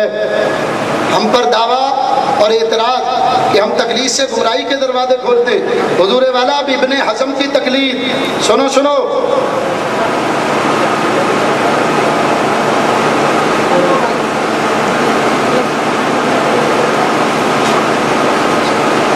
ابن حزم جس کی کتاب ہے محلہ، جس کا اردو ترجمہ انہوں نے چھاپا ہے، 2، 3، 4 جلد اس کی آ گئی۔ اس کے اندر لکھتے ہیں ابن حزم کی تقلید کے بارے میں، یہی تحسیر الباری جلد 2 صفحہ 50 لکھتے ہیں کہ اہل حدیث کو اس مقدمے میں انصاف کرنا چاہیے، نہ کہ غلو اور تشدد۔ اور ہمارے اصحاب میں سے اگر ابن قیم نے اس گانے سے منع کیا ہے تو ابن حزم نے اجازت دی ہے۔ دونوں اکابر محدثین اور علماء ظاہر میں سے ہیں اور دونوں ہمارے پیشوا ہیں۔ البتہ ابو حنیفہ نے غنا کو حرام کہا ہے تو حنفیوں کو اس سے پرہیز کرنا چاہیے جن کو دلیل سے کچھ واسطہ نہیں۔ گانے کا سوال ہو رہا ہے کہ گانا یہ موسیقی کے ساتھ یہ جائز ہے یا نہیں، تو کہتے ہیں کس نے اس کو جائز قرار دیا؟ ان کے ابن حزم، انہوں نے جائز قرار دیا اور حنفیوں نے حرام قرار دیا، تو یہ گانا جائز قرار دیں، اس مسئلے میں انہوں نے ابن حزم کی تقلید کی، کوئی فتویٰ نہیں ہے۔ میرے دوستو بزرگوں عزیزو، لکھتے ہیں کہ ابن حزم نے ابن حزم کی تقلید کرنے پر لوگوں کو برانگیختہ کرتے ہوئے علامہ ابن حزم کے بارے میں لکھتے ہیں کئی مسائل میں جمہور سے یہ لوگ اہل حدیث اختلاف کرتے ہیں، ان میں سے ایک مسئلہ یہ ہے کہ وہ آلات موسیقی اور گانے بجانے کو جائز قرار دیتے ہیں۔ تو ابن حزم نے پوری امت میں گانے کو جائز قرار دیا، جو ان کا مولوی تھا اسی کی تقلید کرتے ہوئے آج وہابی گانے کو جائز سمجھتے ہیں۔ میں پوری دیانتداری سے بات کر رہا ہوں، میں اس شخص سے لانڈی میں ملانے کو تیار ہوں، اہل حدیث تھا، مر گیا، اس کے پورے گھر والے سنی تھے، آج بھی کرنگی 6 پر وہ رہتے ہیں، اس کی کچھ کتابیں تھیں انہوں نے مجھے دی، اس کتابوں میں سے 3 کتابیں گانوں کی نکلی، انہوں نے مجھے تقریباً 70 کتابیں ان کے گھر والوں نے دی کہ حضرت یہ ہمارے پاس آیا ہوں گی، آپ لے جائیں، آپ کے کام کی ہوں گی۔ میں نے جب دیکھا تو وہ 3 کتابیں اس میں گانوں کی، تو یہ تقلید کرتے ہیں گانے کے مسئلے پہ ابن حزم کی۔ میرے دوستو بزرگوں، اس کے بعد سنو صفحہ 13 فتاوی ثنائیہ جلد اول صفحہ 256 لکھتے ہیں کہ تقلید مطلق یہ ہے کہ بغیر تعین کسی عالم سے مسئلہ پوچھ کر عمل کیا جائے جو اہل حدیث کا مذہب ہے۔ تقلید شخصی یہ کہ خاص ائمہ 4 میں سے ایک امام کی بات مانی جائے جو مقلدین کا مذہب ہے۔ خود تسلیم کرتے ہیں کہ تقلید مطلق یہ ہے کہ کسی عالم کا تعین نہ کیا جائے بلکہ اس سے مسئلہ پوچھنے کے لیے کسی سے بھی مسئلہ پوچھ لیا جائے، کہتے ہیں یہ تقلید مطلق ہے۔ ظالموں، یہ تقلید کی قسمیں بنانا کس حدیث میں آیا؟ حضور نے فرمایا کہ تقلید کی 2 قسمیں ہوں گی، تقلید مطلق اور جناب والا تقلید شخصی۔ تو خود تقلید تو کر رہے ہو، چاہے وہ تقلید مطلق ہے۔ اس کے بعد حافظ محمد صاحب، سنو بھائی، یہ اہل حدیث حضرات کے ایک مولوی صاحب ہیں میر محمد ابراہیم سیال کوٹی، یہ ان میں بڑا ممتاز مقام رکھتے ہیں، انہوں نے بہت سی کتابیں لکھی ہیں، تاریخ اہل حدیث اور واضح البیان وغیرہ۔ تو یہ اس کتاب میں سورہ کاف کی کہ دیباچے میں صفحہ 6 پر اصحاب کاف کے نام سے وسیلہ لینے کے متعلق چند عملیات لکھتے ہیں، تو ان کا رد کرتے ہوئے مولانا عبد القادر حصاروی فتاوی ستاریہ جلد 3 صفحہ 140 پر لکھتے ہیں کہ مولانا سیال کوٹی نے ان ناموں سے جو توسل بالفعل کیا ہے اور استمداد ظاہر کی ہے جس سے ان ناموں میں نفع اور دفع ضرر کی تاثیر ظاہر ہوتی ہے، شرع سے اس کا کوئی ثبوت نہیں بلکہ ایک دوسرے عالم کی تقلید ہے۔ کوئی مسئلہ نہیں ہے۔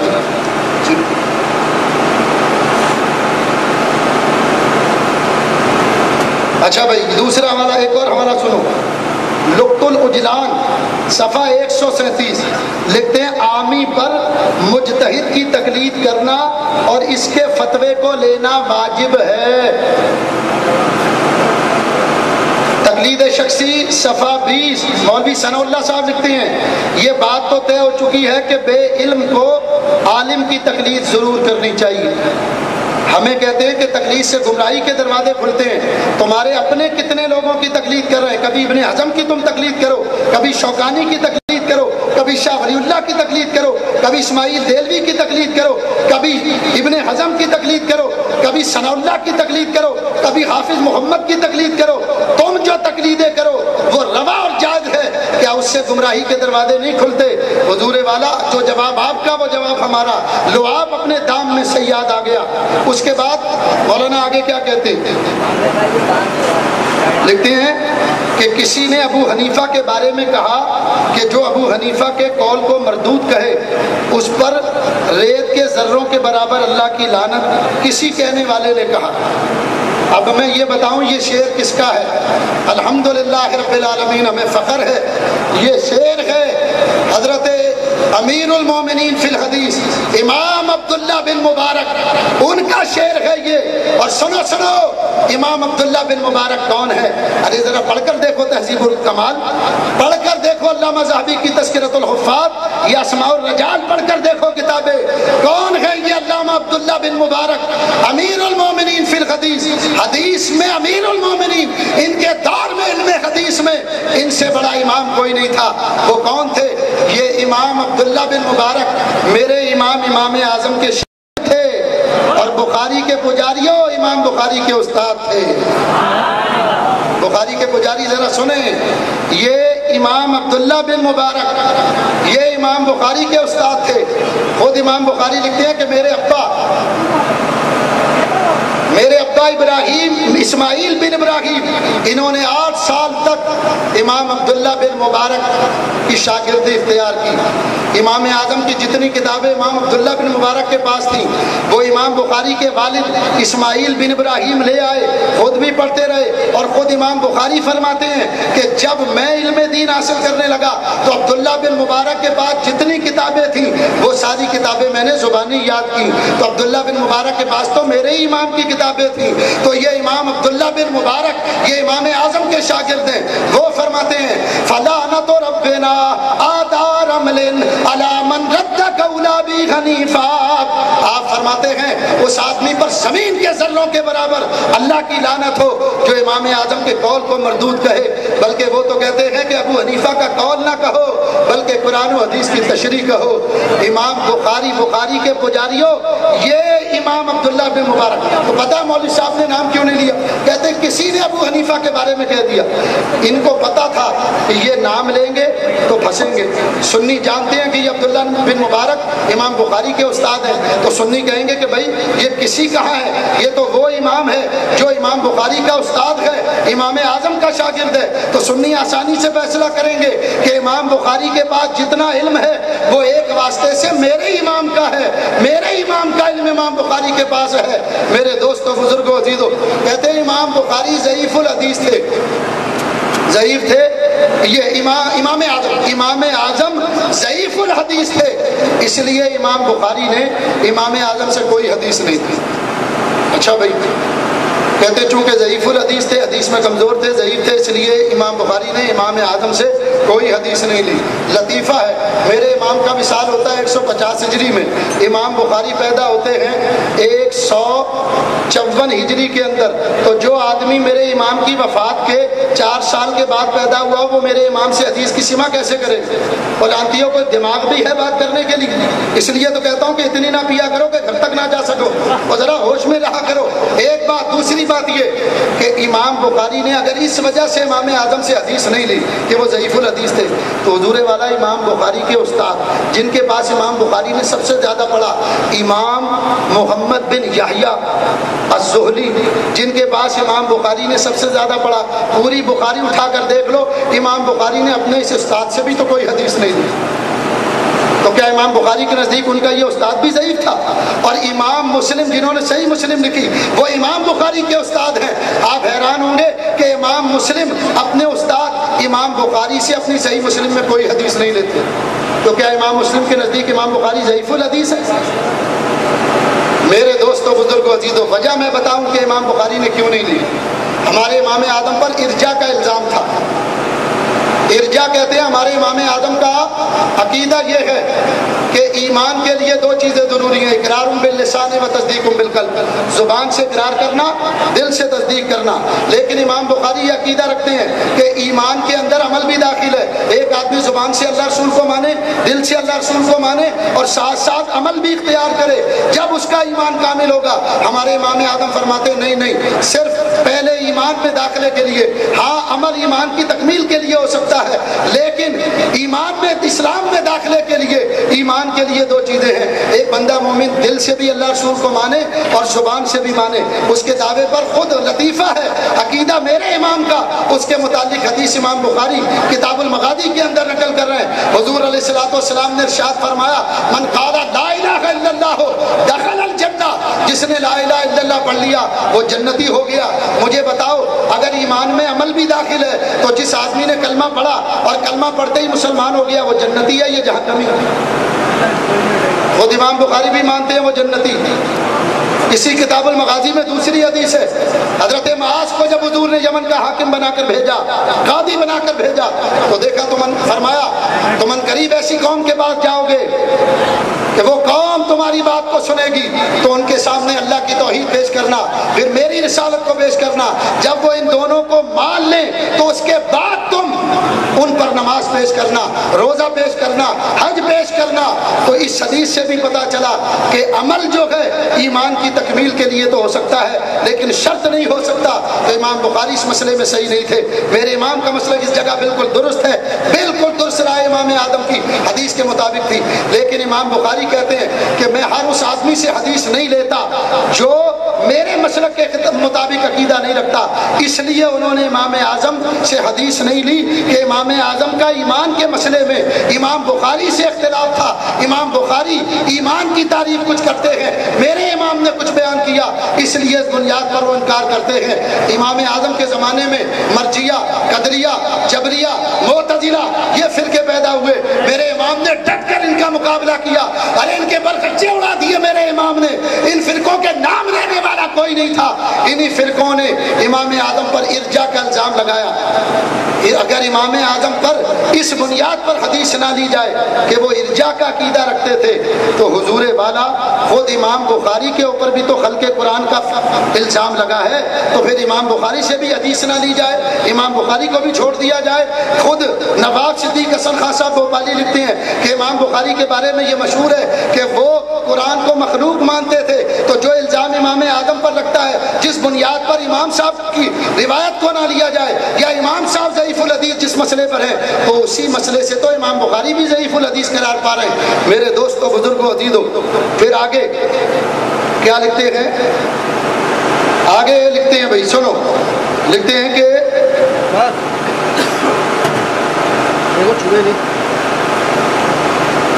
کہ کسی امام نے,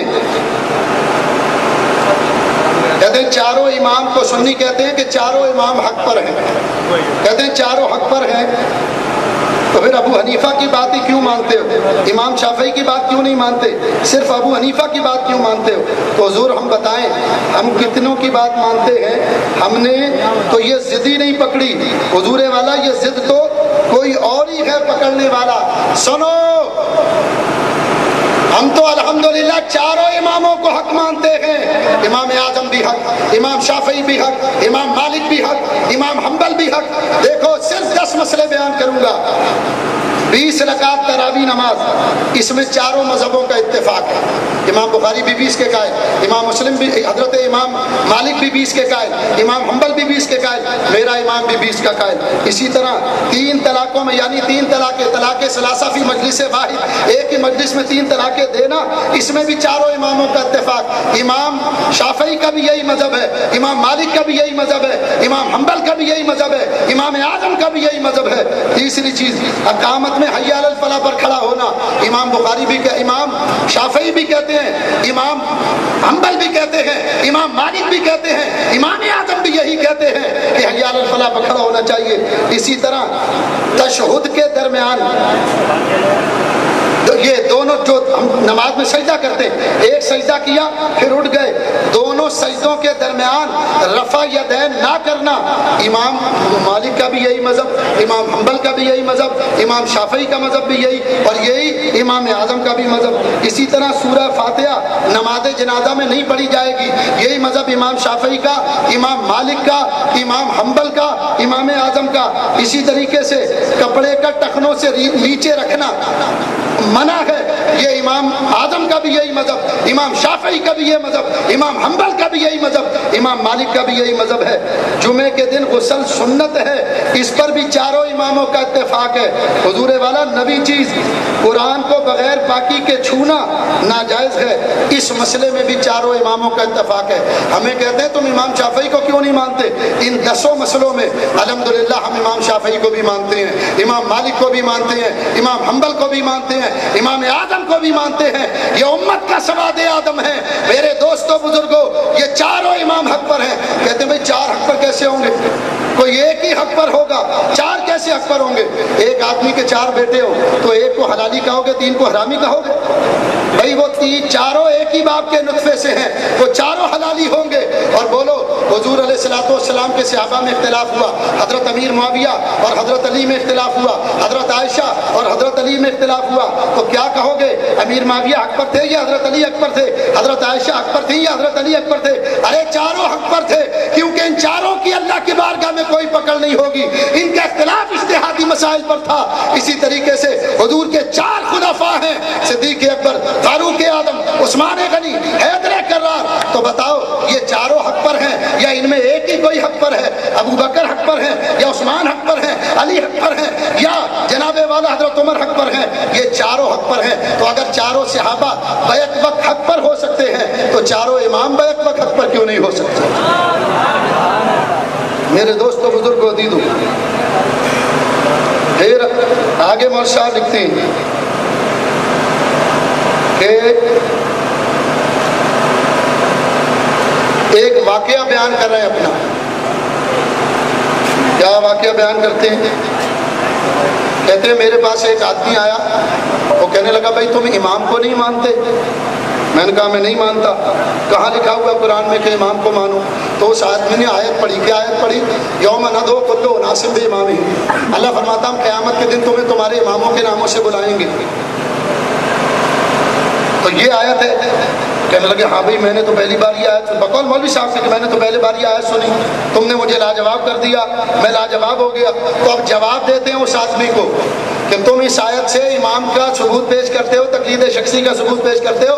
کہتے ہیں دیکھو قیامت کے دن جو حنفی ہوگا وہ جب اللہ اس آیت میں فرماتا ہے کہ ہم تمہیں اپنے اماموں کے ناموں سے بلائیں گے، تو جو حنفی ہوگا وہ ابو حنیفہ کے ساتھ چلا جائے گا، جو مالکی ہوگا وہ امام مالک کے ساتھ چلا جائے گا، جو حنبلی ہوگا امام حنبل کے ساتھ چلا جائے گا، جو شافعی ہوگا وہ امام شافعی کے ساتھ چلا جائے گا. تو کہتے ہیں پھر قیامت کے دن رسول اللہ اکیلے کھڑے ہوں گے اور اہل حدیث بھی اکیلے کھڑے ہوں گے. تو حضور فرمائیں گے دیکھو تم نے دنیا میں کسی کو امام نہیں مانا تھا تو تم نے مجھے امام مانا تھا، تو آؤ تم میرے ساتھ آ جاؤ، ہم میں تمہیں جنت میں لے جاؤں. تو کہتے ہیں دیکھو ہم تو رسول کے ساتھ ہوں گے. اب ذرا اس کا جواب بھی سن لو.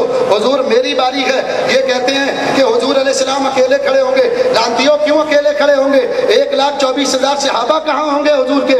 وہ رسول اللہ کے ساتھ ہوں گے، رسول اللہ کے اہل بیت حضور کے ساتھ ہوں گے. سرکار نے فرمایا خیر القرون کرنی ثم الذین یلونہم ثم الذین یلونہم.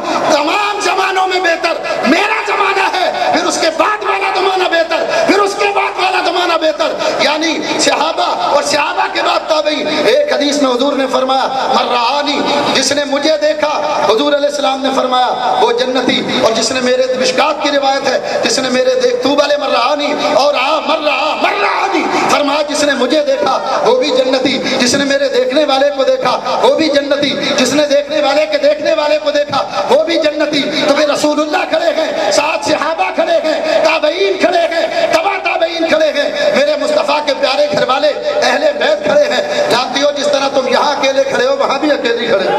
نعرہ تکبیر، نعرہ رسالت، نعرہ حیدری. موت بھی قبول ہے، غلامی رسول میں جو ہونا اس کے مصطفیٰ، جو ہونا اس کے مصطفیٰ.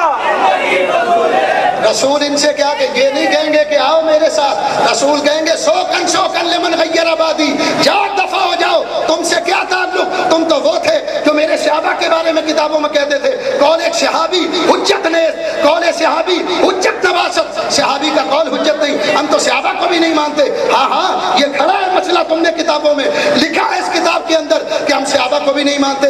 ہمارے نزدیک حجت صرف قرآن ہے اور حدیث ہے، ہم صحابہ کو بھی نہیں مانتے. تو رسول اللہ تمہیں قریب لائیں گے. حدیث کے الفاظ ہیں، فرمائیں گے سوکن لمن غیر آبادی، جاؤ دفع ہو جاؤ، تمہارا میرا کیا تعلق ہے؟ ارے لے جانے کے لیے جنت میں صحابہ ناکافی ہے کیا؟ میرے دوستوں بزرگوں عزیزوں، پھر آگے مولوی صاحب کیا کہتے ہیں؟ کہتے ہیں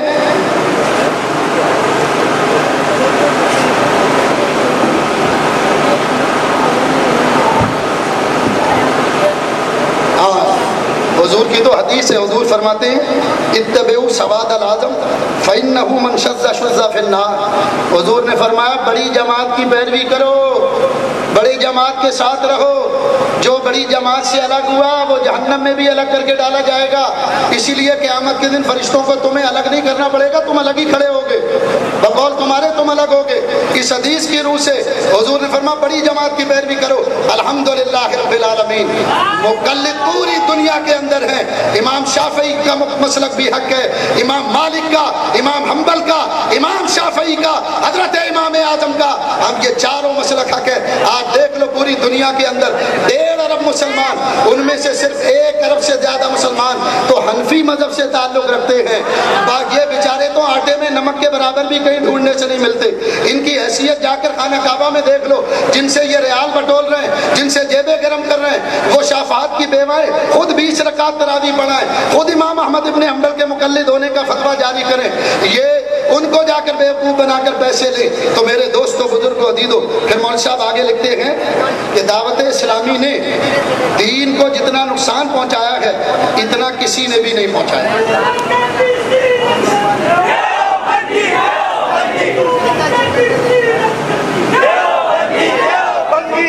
سنو ارے بھائی اپنی طاقت قوت کو مجتمع رکھو، ابھی نعروں کا وقت نہیں ہے، سنو جو بات کرنے لگا۔ کہتے ہیں دعوت اسلامی نے اس صدی میں جتنا نقصان دین کو پہنچایا کسی نے نہیں پہنچایا۔ اور لانتیوں ذرا یہ تو سوچو، تمہارا تو عقیدہ یہ ہے کہ اللہ کے سوا نفع نقصان دے ہی نہیں سکتا کوئی، تو کیا دعوت اسلامی اللہ؟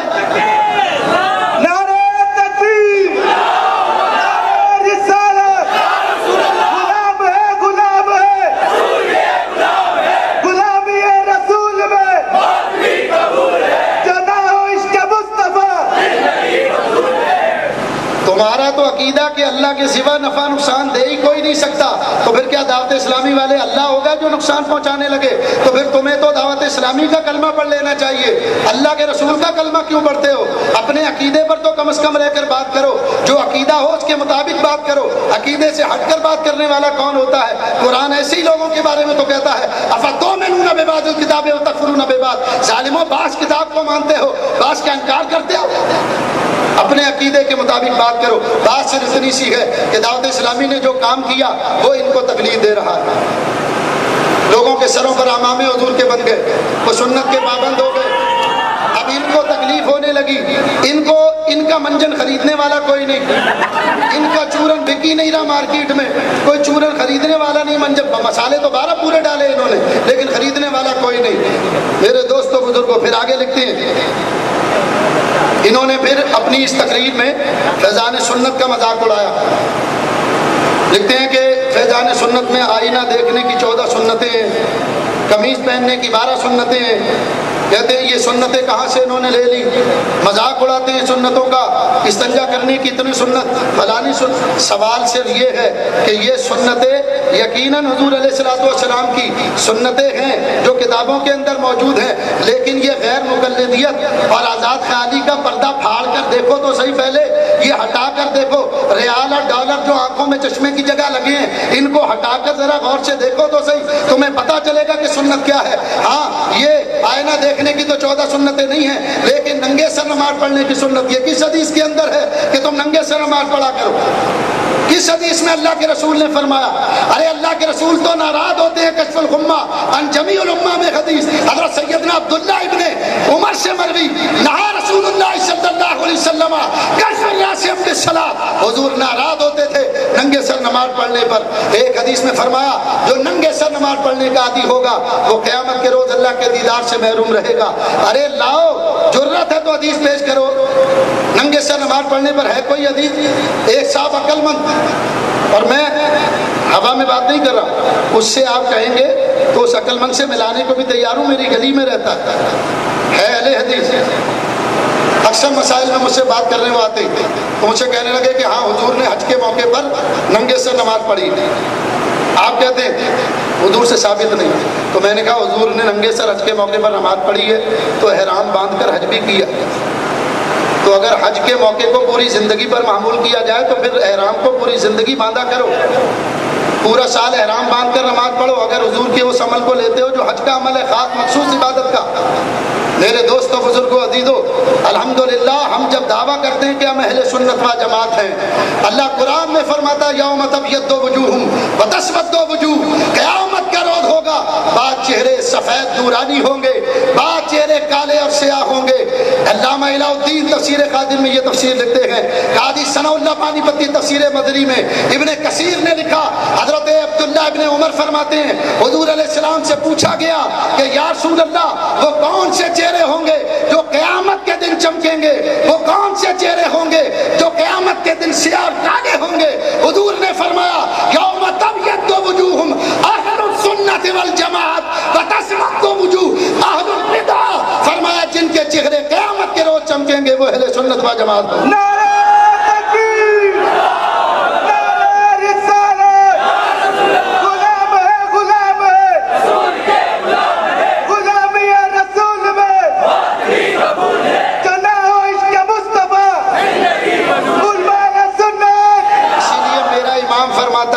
پوچھا امام صاحب سنی کی نشانی کیا ہے؟ فرمایا جو حضرت ابو بکر حضرت عمر سے محبت کرے، حضرت عثمان اور حضرت علی کی تعظیم کرے وہ سنی۔ اہل بیت اطہار کے جلیل القدر امام، اہل سنت کو تو خاصہ یہ ہے کہ وہ سب کو مانتے ہیں، صحابہ کو، اہل بیت کو، الحمدللہ یہ خاصہ ہے اہل سنت کا، اور خاصہ تو چاہیے ما یوجد فیہ ولا یوجد فی غیرہ، جس کا خاصہ ہو اسی میں پایا جائے، کسی اور میں نہ پایا جائے۔ تو یہ تو احناف کا خاصہ ہے الحمدللہ، ہم سب کو مانتے ہیں۔ اہل بیت اطہار کے جلیل القدر امام زین العابدین سے پوچھا گیا حضور سنی کون؟ فرمایا جو رسول اللہ پر کثرت سے درود و سلام پڑھنے والا۔ پھر آگے مولوی صاحب لکھتے ہیں، کہتے ہیں، بلکہ مولوی صاحب کہتے ہیں کہ ہمارے علاقے میں سیفی گروہ نکلا ہے، حضور کی امامے کی سنت کا مذاق اڑا کر اس کو ڈش، وہ کہتے ہیں بھائی وہ اتنا بڑا امام باندھتے جیسے ڈش تھی۔ تو الحمدللہ میں خود سیفی ہوں، الحمدللہ رب العالمین، مجھے فخر ہے اپنے مرشد پر۔ بات صرف اتنی کہ ہم تو چلو ڈیشنٹینا باندھ لیتے ہیں، حضور والا آپ سر منڈاتے ہیں تو اس کا مطلب یہ کہ آپ کا سر سولو انرجی سے چلتا ہے، سورج کی روشنی پڑتی ہے تو ٹانٹ چمکتی ہے تو یہ بیٹری چارج ہوتی ہے، تو پھر یہ الٹے سیدھے مسئلے یاد آتے ہیں۔ تو یہ ان کا سر، ان کی ٹانٹ سولو انرجی سے چلتی ہے۔ الحمدللہ یہ ہمارا اعزاز ہے کہ ہم حضور کی سنت کے سراپا سنت کے پیکر، احناف سراپا پیکر ہیں۔ اہل سنت کا جو بھی سلسلہ اٹھا کر دیکھ لو، دعوت اسلامی قادری سلسلہ، ہمارا نقشبندی سلسلہ اٹھا کر دیکھو، یہ اسٹیج پر موجود ہے حضرت مولانا شاہ مظہر اللہ قادری، آپ چہرہ دیکھ سکتے ہیں، عمل دیکھ سکتے ہیں۔ ہمارا تو ایک عالم دین حتیٰ کہ ناخواں بھی امامہ باندھتا ہے۔ تمہیں اللہ تعالیٰ نے توفیق ہی نہیں دی کہ رسول اللہ کی سنت پر عمل کرو۔ یہ حدیث کہاں لے جاؤ گے؟ کھول کر پینے کے لیے نہیں آئی، ظالموں تم تو شرم و حیا پہلے ہی کھول کے پی چکے ہو۔ یہ حدیث کہاں لے جاؤ گے کہ حضور نے فرمایا اگر جمعہ امامہ باندھ کر پڑھا جائے تو اللہ 70 جمعوں کا ثواب دیتا ہے۔ ایک حدیث میں حضور فرماتے ہیں جو نماز امامہ باندھ کر پڑھی جائے وہ اس نماز سے 27 درجے زیادہ ثواب رکھتی ہے جو امامہ باندھے بغیر پڑھی جائے۔ 27 درجہ زیادہ ثواب ہے امامہ باندھ کر نماز پڑھنے کی۔ اور صحیح مسلم میں روایت ہے کہ میرے مصطفیٰ فتح مکہ کے موقع پر اس شام سے مکہ میں داخل ہوئے کہ سیاہ امامہ باندھے ہوئے تھے۔ اور تفسیریں پڑھ کر دیکھو، یہ جو اللہ تعالیٰ نے قرآن پاک کے اندر فرمایا یمددکم ربکم بخمسۃ آلاف من الملائکۃ مسومین، اللہ فرماتا ہوں 5000 فرشتے اپنے حبیب کی مدد کے لیے بھیجے۔ ارے تفسیریں پڑھ کر دیکھو کہ وہ فرشتے جو مدد کرنے آئے تھے وہ امامہ باندھ کر آئے تھے۔ امامہ باندھنا الحمدللہ اہل سنت کی، کم از کم الحمدللہ ہم امامہ باندھ کر حضور کی سنت پر عمل کرتے ہیں۔ شاہ فہد کی بیوہ کی طرح چادر ڈال کر نہیں گھومتے۔ میں 5-6 بار مکہ مکرمہ گیا ہوں، جتنے مولوی ہیں انہوں نے چادر ڈالی ہوئی جیسے عورتیں نہیں ڈالی ہوتی، اور شاہ فہد کی بیوہ بن کر ادھر۔ اور سوال یہ پیدا ہوتا کہ یہ چادر جو ڈال کر تم گھومتے ہو، ٹوپی لگاتے ہو، یہ ہے حضور علیہ السلام سے ثابت؟ ارے بھائی امامہ باندھنا اللہ کے رسول سے ثابت۔ ترمذی میں پورا آخر میں جلد دوسری میں رسالہ ہے شمائل ترمذی کا، وہ اٹھا کر دیکھو، حضور کا پورا لباس اس میں لکھا ہوا ہے حضور علیہ السلام کیا لباس پہنتے تھے۔ اس کے بعد مولوی صاحب کہتے ہیں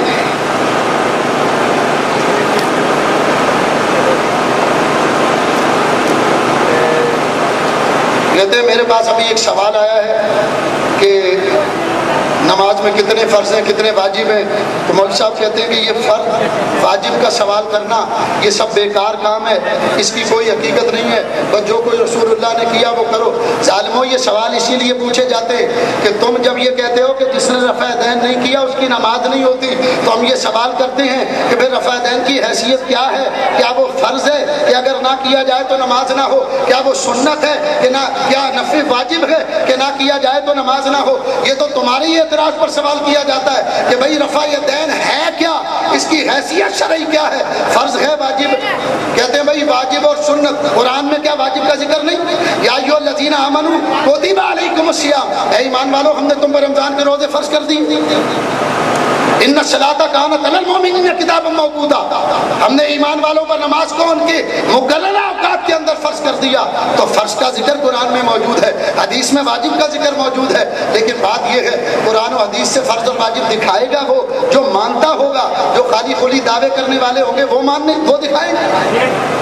میرے دوستو بزرگو عزیزو، تو یہ سوال اسی لیے یہ تو حناف سوال کرتے ان سے اسی لیے کیونکہ یہ زور دیتے ہیں کہ جو رفع دین نہ کرے اس کی نماز نہیں ہوتی۔ اچھا بھائی کہاں لکھا ہوا کہ نہیں ہوتی؟ اللہ کے رسول نے کہیں فرمایا کہ جو رفع دین نہ کرے اس کی نماز نہیں ہوتی؟ ایسی کوئی حدیث نہیں۔ قیامت تک کا ٹائم دیتا ہوں، 10 لاکھ حدیث کا ذخیرہ، کوئی ایک حدیث پیش کرو کہ حضور نے فرمایا جس نے رفع دین نہیں کیا اس کی نماز نہیں ہوتی۔ اتنی بڑی بات کرتا ہوں، میرا قتل معاف ہوگا، میرے ورثہ میرے قتل کی FIR درج نہیں کرائیں گے، اتنی بڑی بات کر رہا ہوں، اگر ضرورت ہے تو پیش کرو۔ ارے بخاری سے پڑھو، مسلم سے، نسائی سے، ابن ماجہ سے، ترمذی سے، ابو داؤد سے، دارمی سے، دارقطنی سے، شیبہ سے، مصنف عبد الرزاق سے، ارے بڑا ضرورت ہے تو۔ بات صرف یہ کہ یہ سوال احناف کرتے اسی لیے ہے تمہیں لاجواب کرنے کے لیے کہ جب تم یہ بڑے شد و مت سے دعویٰ کرتے ہو کہ بھائی رفع دین جس نے نہیں کیا اس کی نماز نہیں ہوتی، تو ہم پوچھتے ہیں بھائی اس کی پھر حیثیت کیا ہے؟ کیا یہ فرض ہے؟ تو یہ گول جواب اس لیے جواب گول کر گئے کہ سنی تو پوچھیں گے ہاں بھائی فرض ہے، تو بھائی اس کا فرض ہونا حدیث سے دکھاؤ، اگر واجب ہے تو واجب ہونا حدیث سے دکھاؤ۔ میرے دوستو بزرگو عزیزو، کہتے ہیں کہ اب تو بخاری اتنی عام ہو گئی کہ لوگ بخاری کو جیب میں لیے پھرتے ہیں۔ کہتے ہیں بخاری اتنی عام ہو گئی کہ لوگ جیب میں لیے بخاری پھرتے ہیں۔ ہم کہتے ہیں حضور والا یہ پاکٹ سائز بخاری حضور نے کتنی بار اپنی جیب میں رکھی تھی؟ صحابہ میں سے کس نے رکھی؟ اور حضور نے بخاری پڑھی بھی تھی، پورا ذخیرہ حدیث 10 لاکھ حدیث کا ذخیرہ امت کے ہاتھ میں ہے، 380 حدیث کی کتابیں لکھی جا چکی ہیں اب تک۔ کسی ایک حدیث میں تو بتاؤ کہ حضور علیہ السلام نے فرمایا ہو میرے بعد بخاری لکھی جائے گی اسی کو ماننا، کسی اور کو نہ ماننا۔ سرکار نے فرمایا ہو مسلم کو ماننا، کسی اور کو نہ ماننا، سیاستہ کی قید لگانا کسی اور کو۔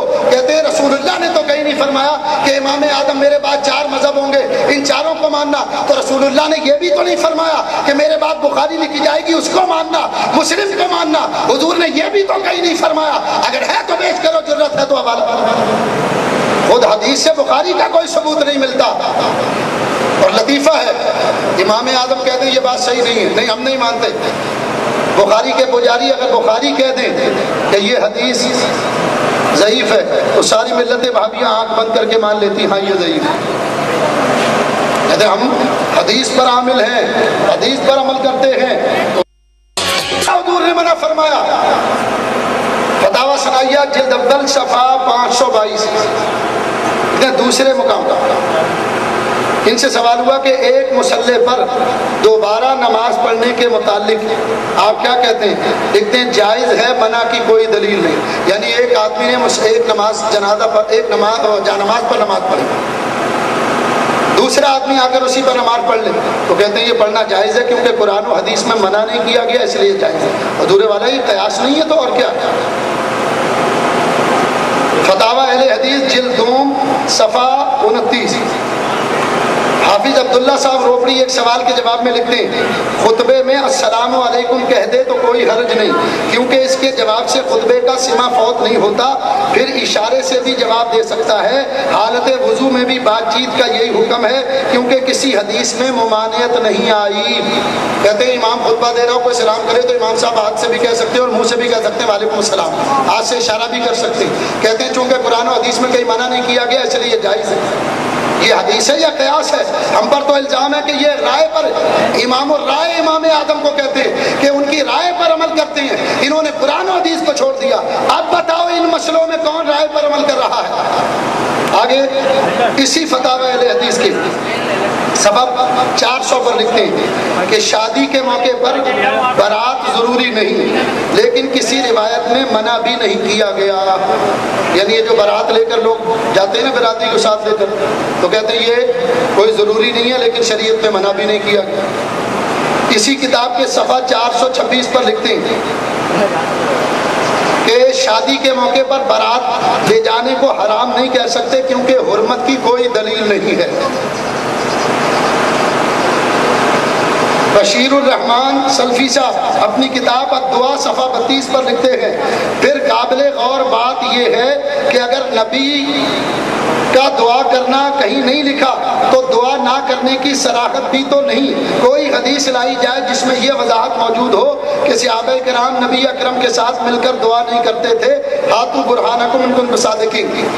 نماز کے بعد دعا مانگنے کا مسئلہ بیان ہو رہا ہے، تو کہتے ہیں جو لوگ منع کرتے ہیں کہ نماز کے بعد دعا نہیں مانگنی چاہیے، ان کو دلیل دینا چاہیے کہ کہاں پر منع کیا گیا دعا نہ مانگنا، اپنے ہی لوگوں کے بارے میں۔ کتاب کا نام ہے لبیک اللہم لبیک صفحہ 99 اور 100۔ لشکر طیبہ کے مولوی امیر حمزہ لکھتے ہیں جو کنکر جمرے کے پاس پڑے ہوں انہیں بھی اٹھا کر مارنے میں کوئی حرج نہیں، کیونکہ یہ بات کہیں بھی نہیں کہ اللہ کے رسول نے جمرات کے پاس سے کنکر اٹھانے سے منع کیا ہو۔ تو جب منع کی بھی دلیل نہیں اور کہاں سے اٹھانے چاہیے اس جگہ کی بھی تخصیص نہیں، تو پھر جہاں سے مل جائیں بے شک کنکر مل جائیں جن کی رمی ہو چکی ہے تو اس میں کوئی حرج کی بات نہیں، نہ اس کی کہیں ممانعت ہے۔ حاجی جب حج کرنے جاتا ہے تو شیطان کو کنکریاں مارتا ہے، اس کنکری کے لیے پتھر کہاں سے لیے جائیں؟ تو کہتے ہیں چونکہ قرآن و حدیث میں کہیں تخصیص نہیں ہے مقام کی، اس لیے کہیں سے بھی پتھر اٹھا لو۔ تو ہم کہتے ہیں پھر لانتی ہو یہاں کراچی سے بوریاں بھر کے کیوں نہیں لے جاتے؟ جب مقام کی کوئی تخصیص نہیں تو کراچی سے بھر کے لے جاؤ۔ بتاؤ یہ مسئلہ حدیث سے بتایا تم نے یا قیاس سے مسئلہ ثابت کیا ہے؟ اسی طرح فتاوی برکاتیہ صفحہ 308 مولوی ابو البرکات احمد، ان سے سوال ہوا گردوں اور کپوروں کے متعلق کہ گردے اور کپورے کھانا جائز ہے یا نہیں۔ لکھتے ہیں ان دونوں کے حلال ہونے کی دلیل یہی ہے کہ قرآن و حدیث نے ان سے منع نہیں کیا، ہر چیز میں اصل حلت ہے۔ اگر قرآن و حدیث میں کسی چیز کی حرمت نہ بیان کی گئی ہو تو وہ حلال ہوتی ہے۔ یعنی کہتے ہیں کپورے کھانا حلال ہے کیونکہ قرآن و حدیث میں منع نہیں کیا گیا، تو پھر زندے جانوروں کے نکال کے کھایا کرو، تمہیں کس نے روک لی؟ تمہارے نزدیک تو کپورے کھانا جائز ہے، اور کیوں؟ اس لیے کہ قرآن و حدیث میں منع نہیں کیا گیا۔ تو ظالموں اگر اسی اصول کو ہم لے لیں کہ میلاد کرنے کے بارے میں چونکہ قرآن و حدیث میں کہیں منع نہیں کیا گیا اس لیے کرنا جائز ہے، تو ہم پر اعتراض کیجیے مشرک اور بدعتی، یہی اصول کپورے کھانے کے سلسلے میں تم اپنا لو تو تم پر کوئی فتویٰ نہیں ہے۔ حافظ صلاح الدین یوسف احکام و مسائل عید الاضحیٰ صفحہ 33، ان سے پوچھا گیا کہ گابن گائے، ایسی گائے جس کے پیٹ میں بچہ ہو، حاملہ گابن جانور کی قربانی بھی جائز اور صحیح ہے کیونکہ اس کی ممانعت کی کوئی صراحت نہیں ہے۔ کہتے ہیں ایسی گائے جس کے پیٹ میں بچہ ہو اس کی قربانی جائز ہے کیونکہ قرآن و حدیث میں کہیں منع نہیں کیا گیا۔ ظالموں اگر یہی اصول ہم اپنا لیں کہ جس چیز کے بارے میں قرآن و حدیث میں منع نہیں کیا گیا وہ جائز ہوتی ہے تو پھر ہم پر فتویٰ کیوں لگاتے ہو؟ ہم کہتے ہیں میلاد کے بارے میں قرآن و حدیث میں کہیں منع نہیں کیا گیا اس لیے جائز ہے، عرس کے بارے میں قرآن و حدیث میں کہیں منع نہیں کیا گیا اس لیے جائز ہے، تو پھر ہم پر یہ فتویٰ کیوں ہے؟ یہ فتویٰ تم نے جب اختیار کیا، یہ قیاسی دلیل تم نے اختیار کی، اور پھر قیاس کے بارے میں تو تم کہتے ہو اولو من قاس ابلیس، کہ سب سے پہلے قیاس ابلیس نے کیا تھا، قیاس کرنا ابلیس کی سنت ہے۔ تو ظالموں پھر ان مسئلوں میں قیاس کر کے ابلیس کیوں بن گئے ہو؟ پھر آگے مول صاحب لکھتے ہیں، کیا لکھتے ہیں؟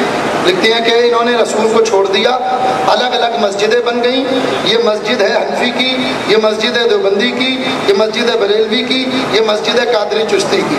میں ان کو پورا وثوق کے ساتھ یہ بقائے میں ہوش و حواس یہ دعوت دیتا ہوں، یہ پورے کراچی میں کیا پورے پاکستان میں چلیں اور دکھائیں کہ ہماری کس مسجد کے اوپر لکھا ہوا ہے کہ یہ مسجد قادری چشتی کی، کسی مسجد کے باہر لکھا ہو تو دکھاؤ۔ باقی رہ گیا کہ یہ مسجد دیوبندیوں کی ہے یا بریلویوں کی ہے لکھتے ہیں، تو حضور والا ہم پر ہی نزلہ کیوں گراتے ہو؟ یہ کام تو تم نے بھی کیا ہوا ہے۔ تمہاری مسجدوں کے باہر بھی لکھا ہوتا کہ یہ سلفیوں کی مسجد ہے، یہ غربا اہل حدیث کی مسجد ہے، یہ غزنیوں کی مسجد ہے، یہ سنائیوں کی مسجد ہے۔ یہ کس نے اپنی مسجد کے باہر لکھے ہوا؟ ہم نے لکھا تو شرک و بدعت ہو گیا، گمراہی ہو گئی۔ تم بھی تو یہ لکھ کے رکھتے ہو۔ پھر آگے لکھتے ہیں کہ یہ نماز، ایک بات اللہ نے ان کے منہ سے ایسی نکال دی جو ہمارے عقیدے کی، کیا کہتے ہیں کہ نماز حنفی، روزہ حنفی، یہ دین کو کس طرح لگا دیا؟ کہتے ہیں کہ نماز تو رسول اللہ کی ہے۔ سنیو، نماز اللہ کی ہے رسول اللہ کی؟ بولو بھائی، نماز تو اللہ کی ہے، یہ لکھتے ہیں نماز رسول اللہ کی ہے۔ اسی لیے تو کہتا ہوں کہ اتنا نہ پیو کہ گھر نہ جا سکو، تو بھائی کچھ تو ہوش میں رہ کر بات کیا کرو۔ کہتے ہیں رسول اللہ کی نماز، تو آج مسئلہ الحمدللہ حل ہو گیا کہ یہ جتنے ہیں مجھے کہا گیا بھائی ان کا نام نہ لینا، فرشتوں کے پر چل رہے ہیں، تو بات صرف اتنی سی ہے کہ یہ جتنے ہیں بخاری کے پجاری، یہ رسول اللہ کے لیے نماز پڑھتے ہیں۔ الحمدللہ، پھر تو ہم مواحد ہوئے کہ ہم اللہ کے لیے نماز پڑھتے ہیں۔ نعرہ تکبیر، نعرہ رسالت، غلام ہے غلام یہ رسول میں۔ تھوڑی سی دیر اور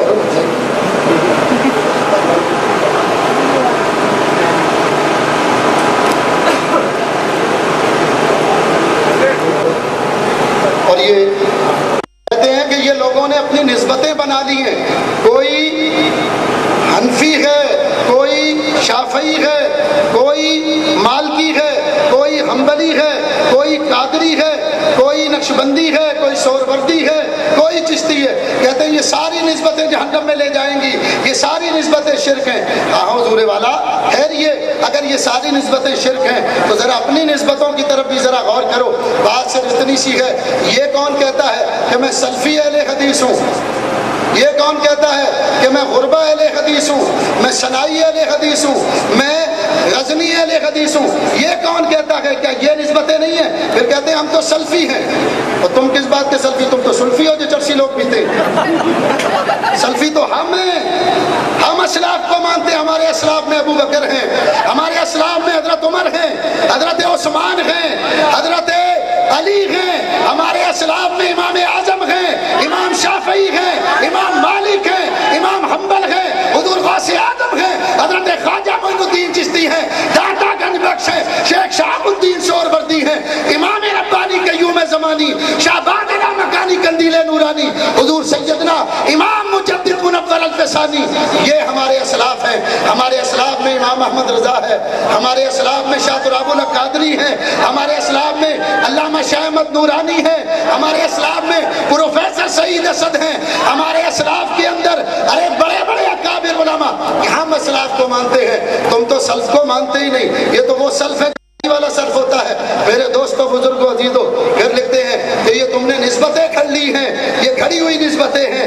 پھر ایک جگہ لکھتے ہیں کہ حضرت علی اور حضرت امیر معاویہ کی جب لڑائی ہوئی تو کسی نے حضرت عبداللہ ابن عباس سے پوچھا کہ آپ علوی ہیں یا عثمانی ہیں؟ تو پھر کیا لکھتے ہیں؟ بالکل آخری بات کہتے ہیں آپ علوی ہیں یا عثمانی ہیں؟ پھر خود ہی لکھ رہے ہیں اس کیسٹ کے اندر، خود ہی کہہ رہے ہیں کہ میرا نظریہ یہ ہے کہ اگر کوئی اپنے آپ کو علوی کہے، اپنی نسبت عثمانی غنی کی طرف کرے تو یہ جائز ہے، وہ علی المرتضیٰ کی طرف کرے تو جائز ہے، اپنے آپ کو عثمانی غنی کی طرف نسبت کر کے عثمانی کہے تو یہ جائز ہے۔ میرے دوستوں، بزرگوں، عزیزوں، نہ خنجر اٹھے گا نہ تلوار ان سے، یہ بازو میرے آزمائے ہوئے ہیں۔ ذرا اپنی نسبتوں کی طرف بھی حضور غور فرمائیے، ہم اگر کہیں گے تو شکایت ہوگی۔ حضور والا، یہ میرے پاس پرچہ موجود ہے ان کا، یہ تقریب بخاری و تقسیم اسناد مورخہ 10 شعبان 1425 بمطابق 26 ستمبر 2004 اور ایس ٹی بلاک 20 2 بالمقابل شیخ زاہد اسلامک سینٹر گلستان جوہر کراچی۔ ٹیلی فون نمبر بھی ہے۔ جو درس بخاری دینے آ رہے ہیں ان کا نام ہے علامہ عبداللہ ناصر رحمانی۔ یہ رحمانی کی نسبت لگانا کس حدیث میں آیا بھائی؟ دوسرے ہیں قاری عبد الوکیل صدیقی، یہ صدیقی کی نسبت لگانا کس حدیث کے اندر آیا؟ اللہ کے رسول نے کس جگہ فرمایا کہ تم اپنے آپ کو صدیقی کہا کرو؟ میرے دوستوں، بزرگوں، عزیزوں، بات وہی ہے کہ خود جو کچھ کہہ رہے ہیں وہ جائز ہے۔ ہم اگر اگر اس کے بارے میں کوئی بات کریں. پھر یہ میرے ہاتھ میں رسالہ موجود ہے، الدعویٰ رجب المرجب 1427 ہجری 6 اگست، شمارہ نمبر 8 جلد نمبر 17. اس کے اوپر انہوں نے لکھا ہے پروفیسر حافظ عبد الرحمن مکی، حافظ عبد الغفار مدنی، محترم یوسف طیبی، محترم ذکی الرحمن لکھوی، مفتی عبد الرحمن رحمانی. یہ مکی، یہ مدنی، یہ طیبی، یہ لکھوی، یہ رحمانی لگانا کس حدیث سے ثابت؟ ہم اپنے آپ کو قادری کہیں تو ہم مشرک ہیں، تم طیبی مدنی کہو تو ناجائز ہے؟ جائز ہے تمہارے لیے؟ میرے دوستو، بزرگو، عزیزو، اسی طرح ان کے ایک مولوی صاحب ہیں یحییٰ، ان کے نام کے آگے لگاتے ہیں گوندلوی. فضل الرحمان صاحب ان کے نام کے آگے نسبت ہے صدیقی. نواب صدیق حسن خان صاحب جو سید بھی ہیں اور خان بھی ہیں، ان کے آگے لگاتے ہیں بھوپالی. نواب ثناء اللہ امرتسری. تو اب میں ان سے پوچھنا یہ چاہتا ہوں کہ حضور والا، ہم اگر اپنے ساتھ قادری چشتی کا لفظ لگائیں تو ہم مشرک ہیں، بدعتی ہیں، جہنمی ہیں. تم ثنائی کا لفظ لگا کے گھومو، بھوپالی کا لفظ لگا کر گھومو، کوئی فتویٰ نہیں. یہ سارے فتوے انہوں نے ہمارے لیے رکھے. آپ سارے ہی شرک بغیر ڈکار لیے ہڑپ. تو حضور والا، نہ تنگی دامہ کو اتنا بڑھایا ہوتا اور نہ اتنے مسائل کھڑے ہوتے. بات کرنی تھی، ہم نے کبھی کسی کو نہیں روکا. بھائی تم نے جو کہنا ہے کہو، لیکن ہوش میں رہ کر کہو. ہمیں کہو گے تو ہم وہ کیسٹ دو ذرا. یہ کیسٹ ابھی بھی میرے پاس موجود ہے. انتظامیہ چاہے تو ہم انتظامیہ کو بھی دینے کے لیے اس کی کاپی تیار ہیں. پہل انہوں نے کی تھی، انہوں نے تک ہمارے بارے میں لغویات بکی، بکواس کی، تقلید کو شرک کہا، ہمیں جہنمی و مشرک کہا. اور جب ہم جواب دینے کے لیے آئے تو گھڑی گھڑی پہرے دار چلے آ رہے ہیں، حضرت بس کر دیجئے، حضرت یہ کر دیجئے. مجھے پتا بھائی بیماری پرانی ہے، پر پرانی بیماری کے لیے ڈوز زیادہ دینی پڑتی ہے، علاج اسی طریقے سے کرنا پڑتا ہے جس حساب سے بیماری ہو. تو میرے خیال میں یہ ڈوز کافی ہوگی، وگرنہ الحمدللہ رب العالمین پھر یہ جلسہ کریں، پھر جواب دیں گے الحمدللہ. وآخر دعوانا الحمدللہ. تمام احباب تشریف رکھیں، کوئی نہ اٹھے. چند لمحات کے لیے آپ سے شاہ مظہر الحق قادری خطاب فرمائیں گے اور آپ کا بیٹھنا بہت ضروری. تمام احباب تشریف رکھیں. لمحات کے لیے میں التماس گزار ہوں.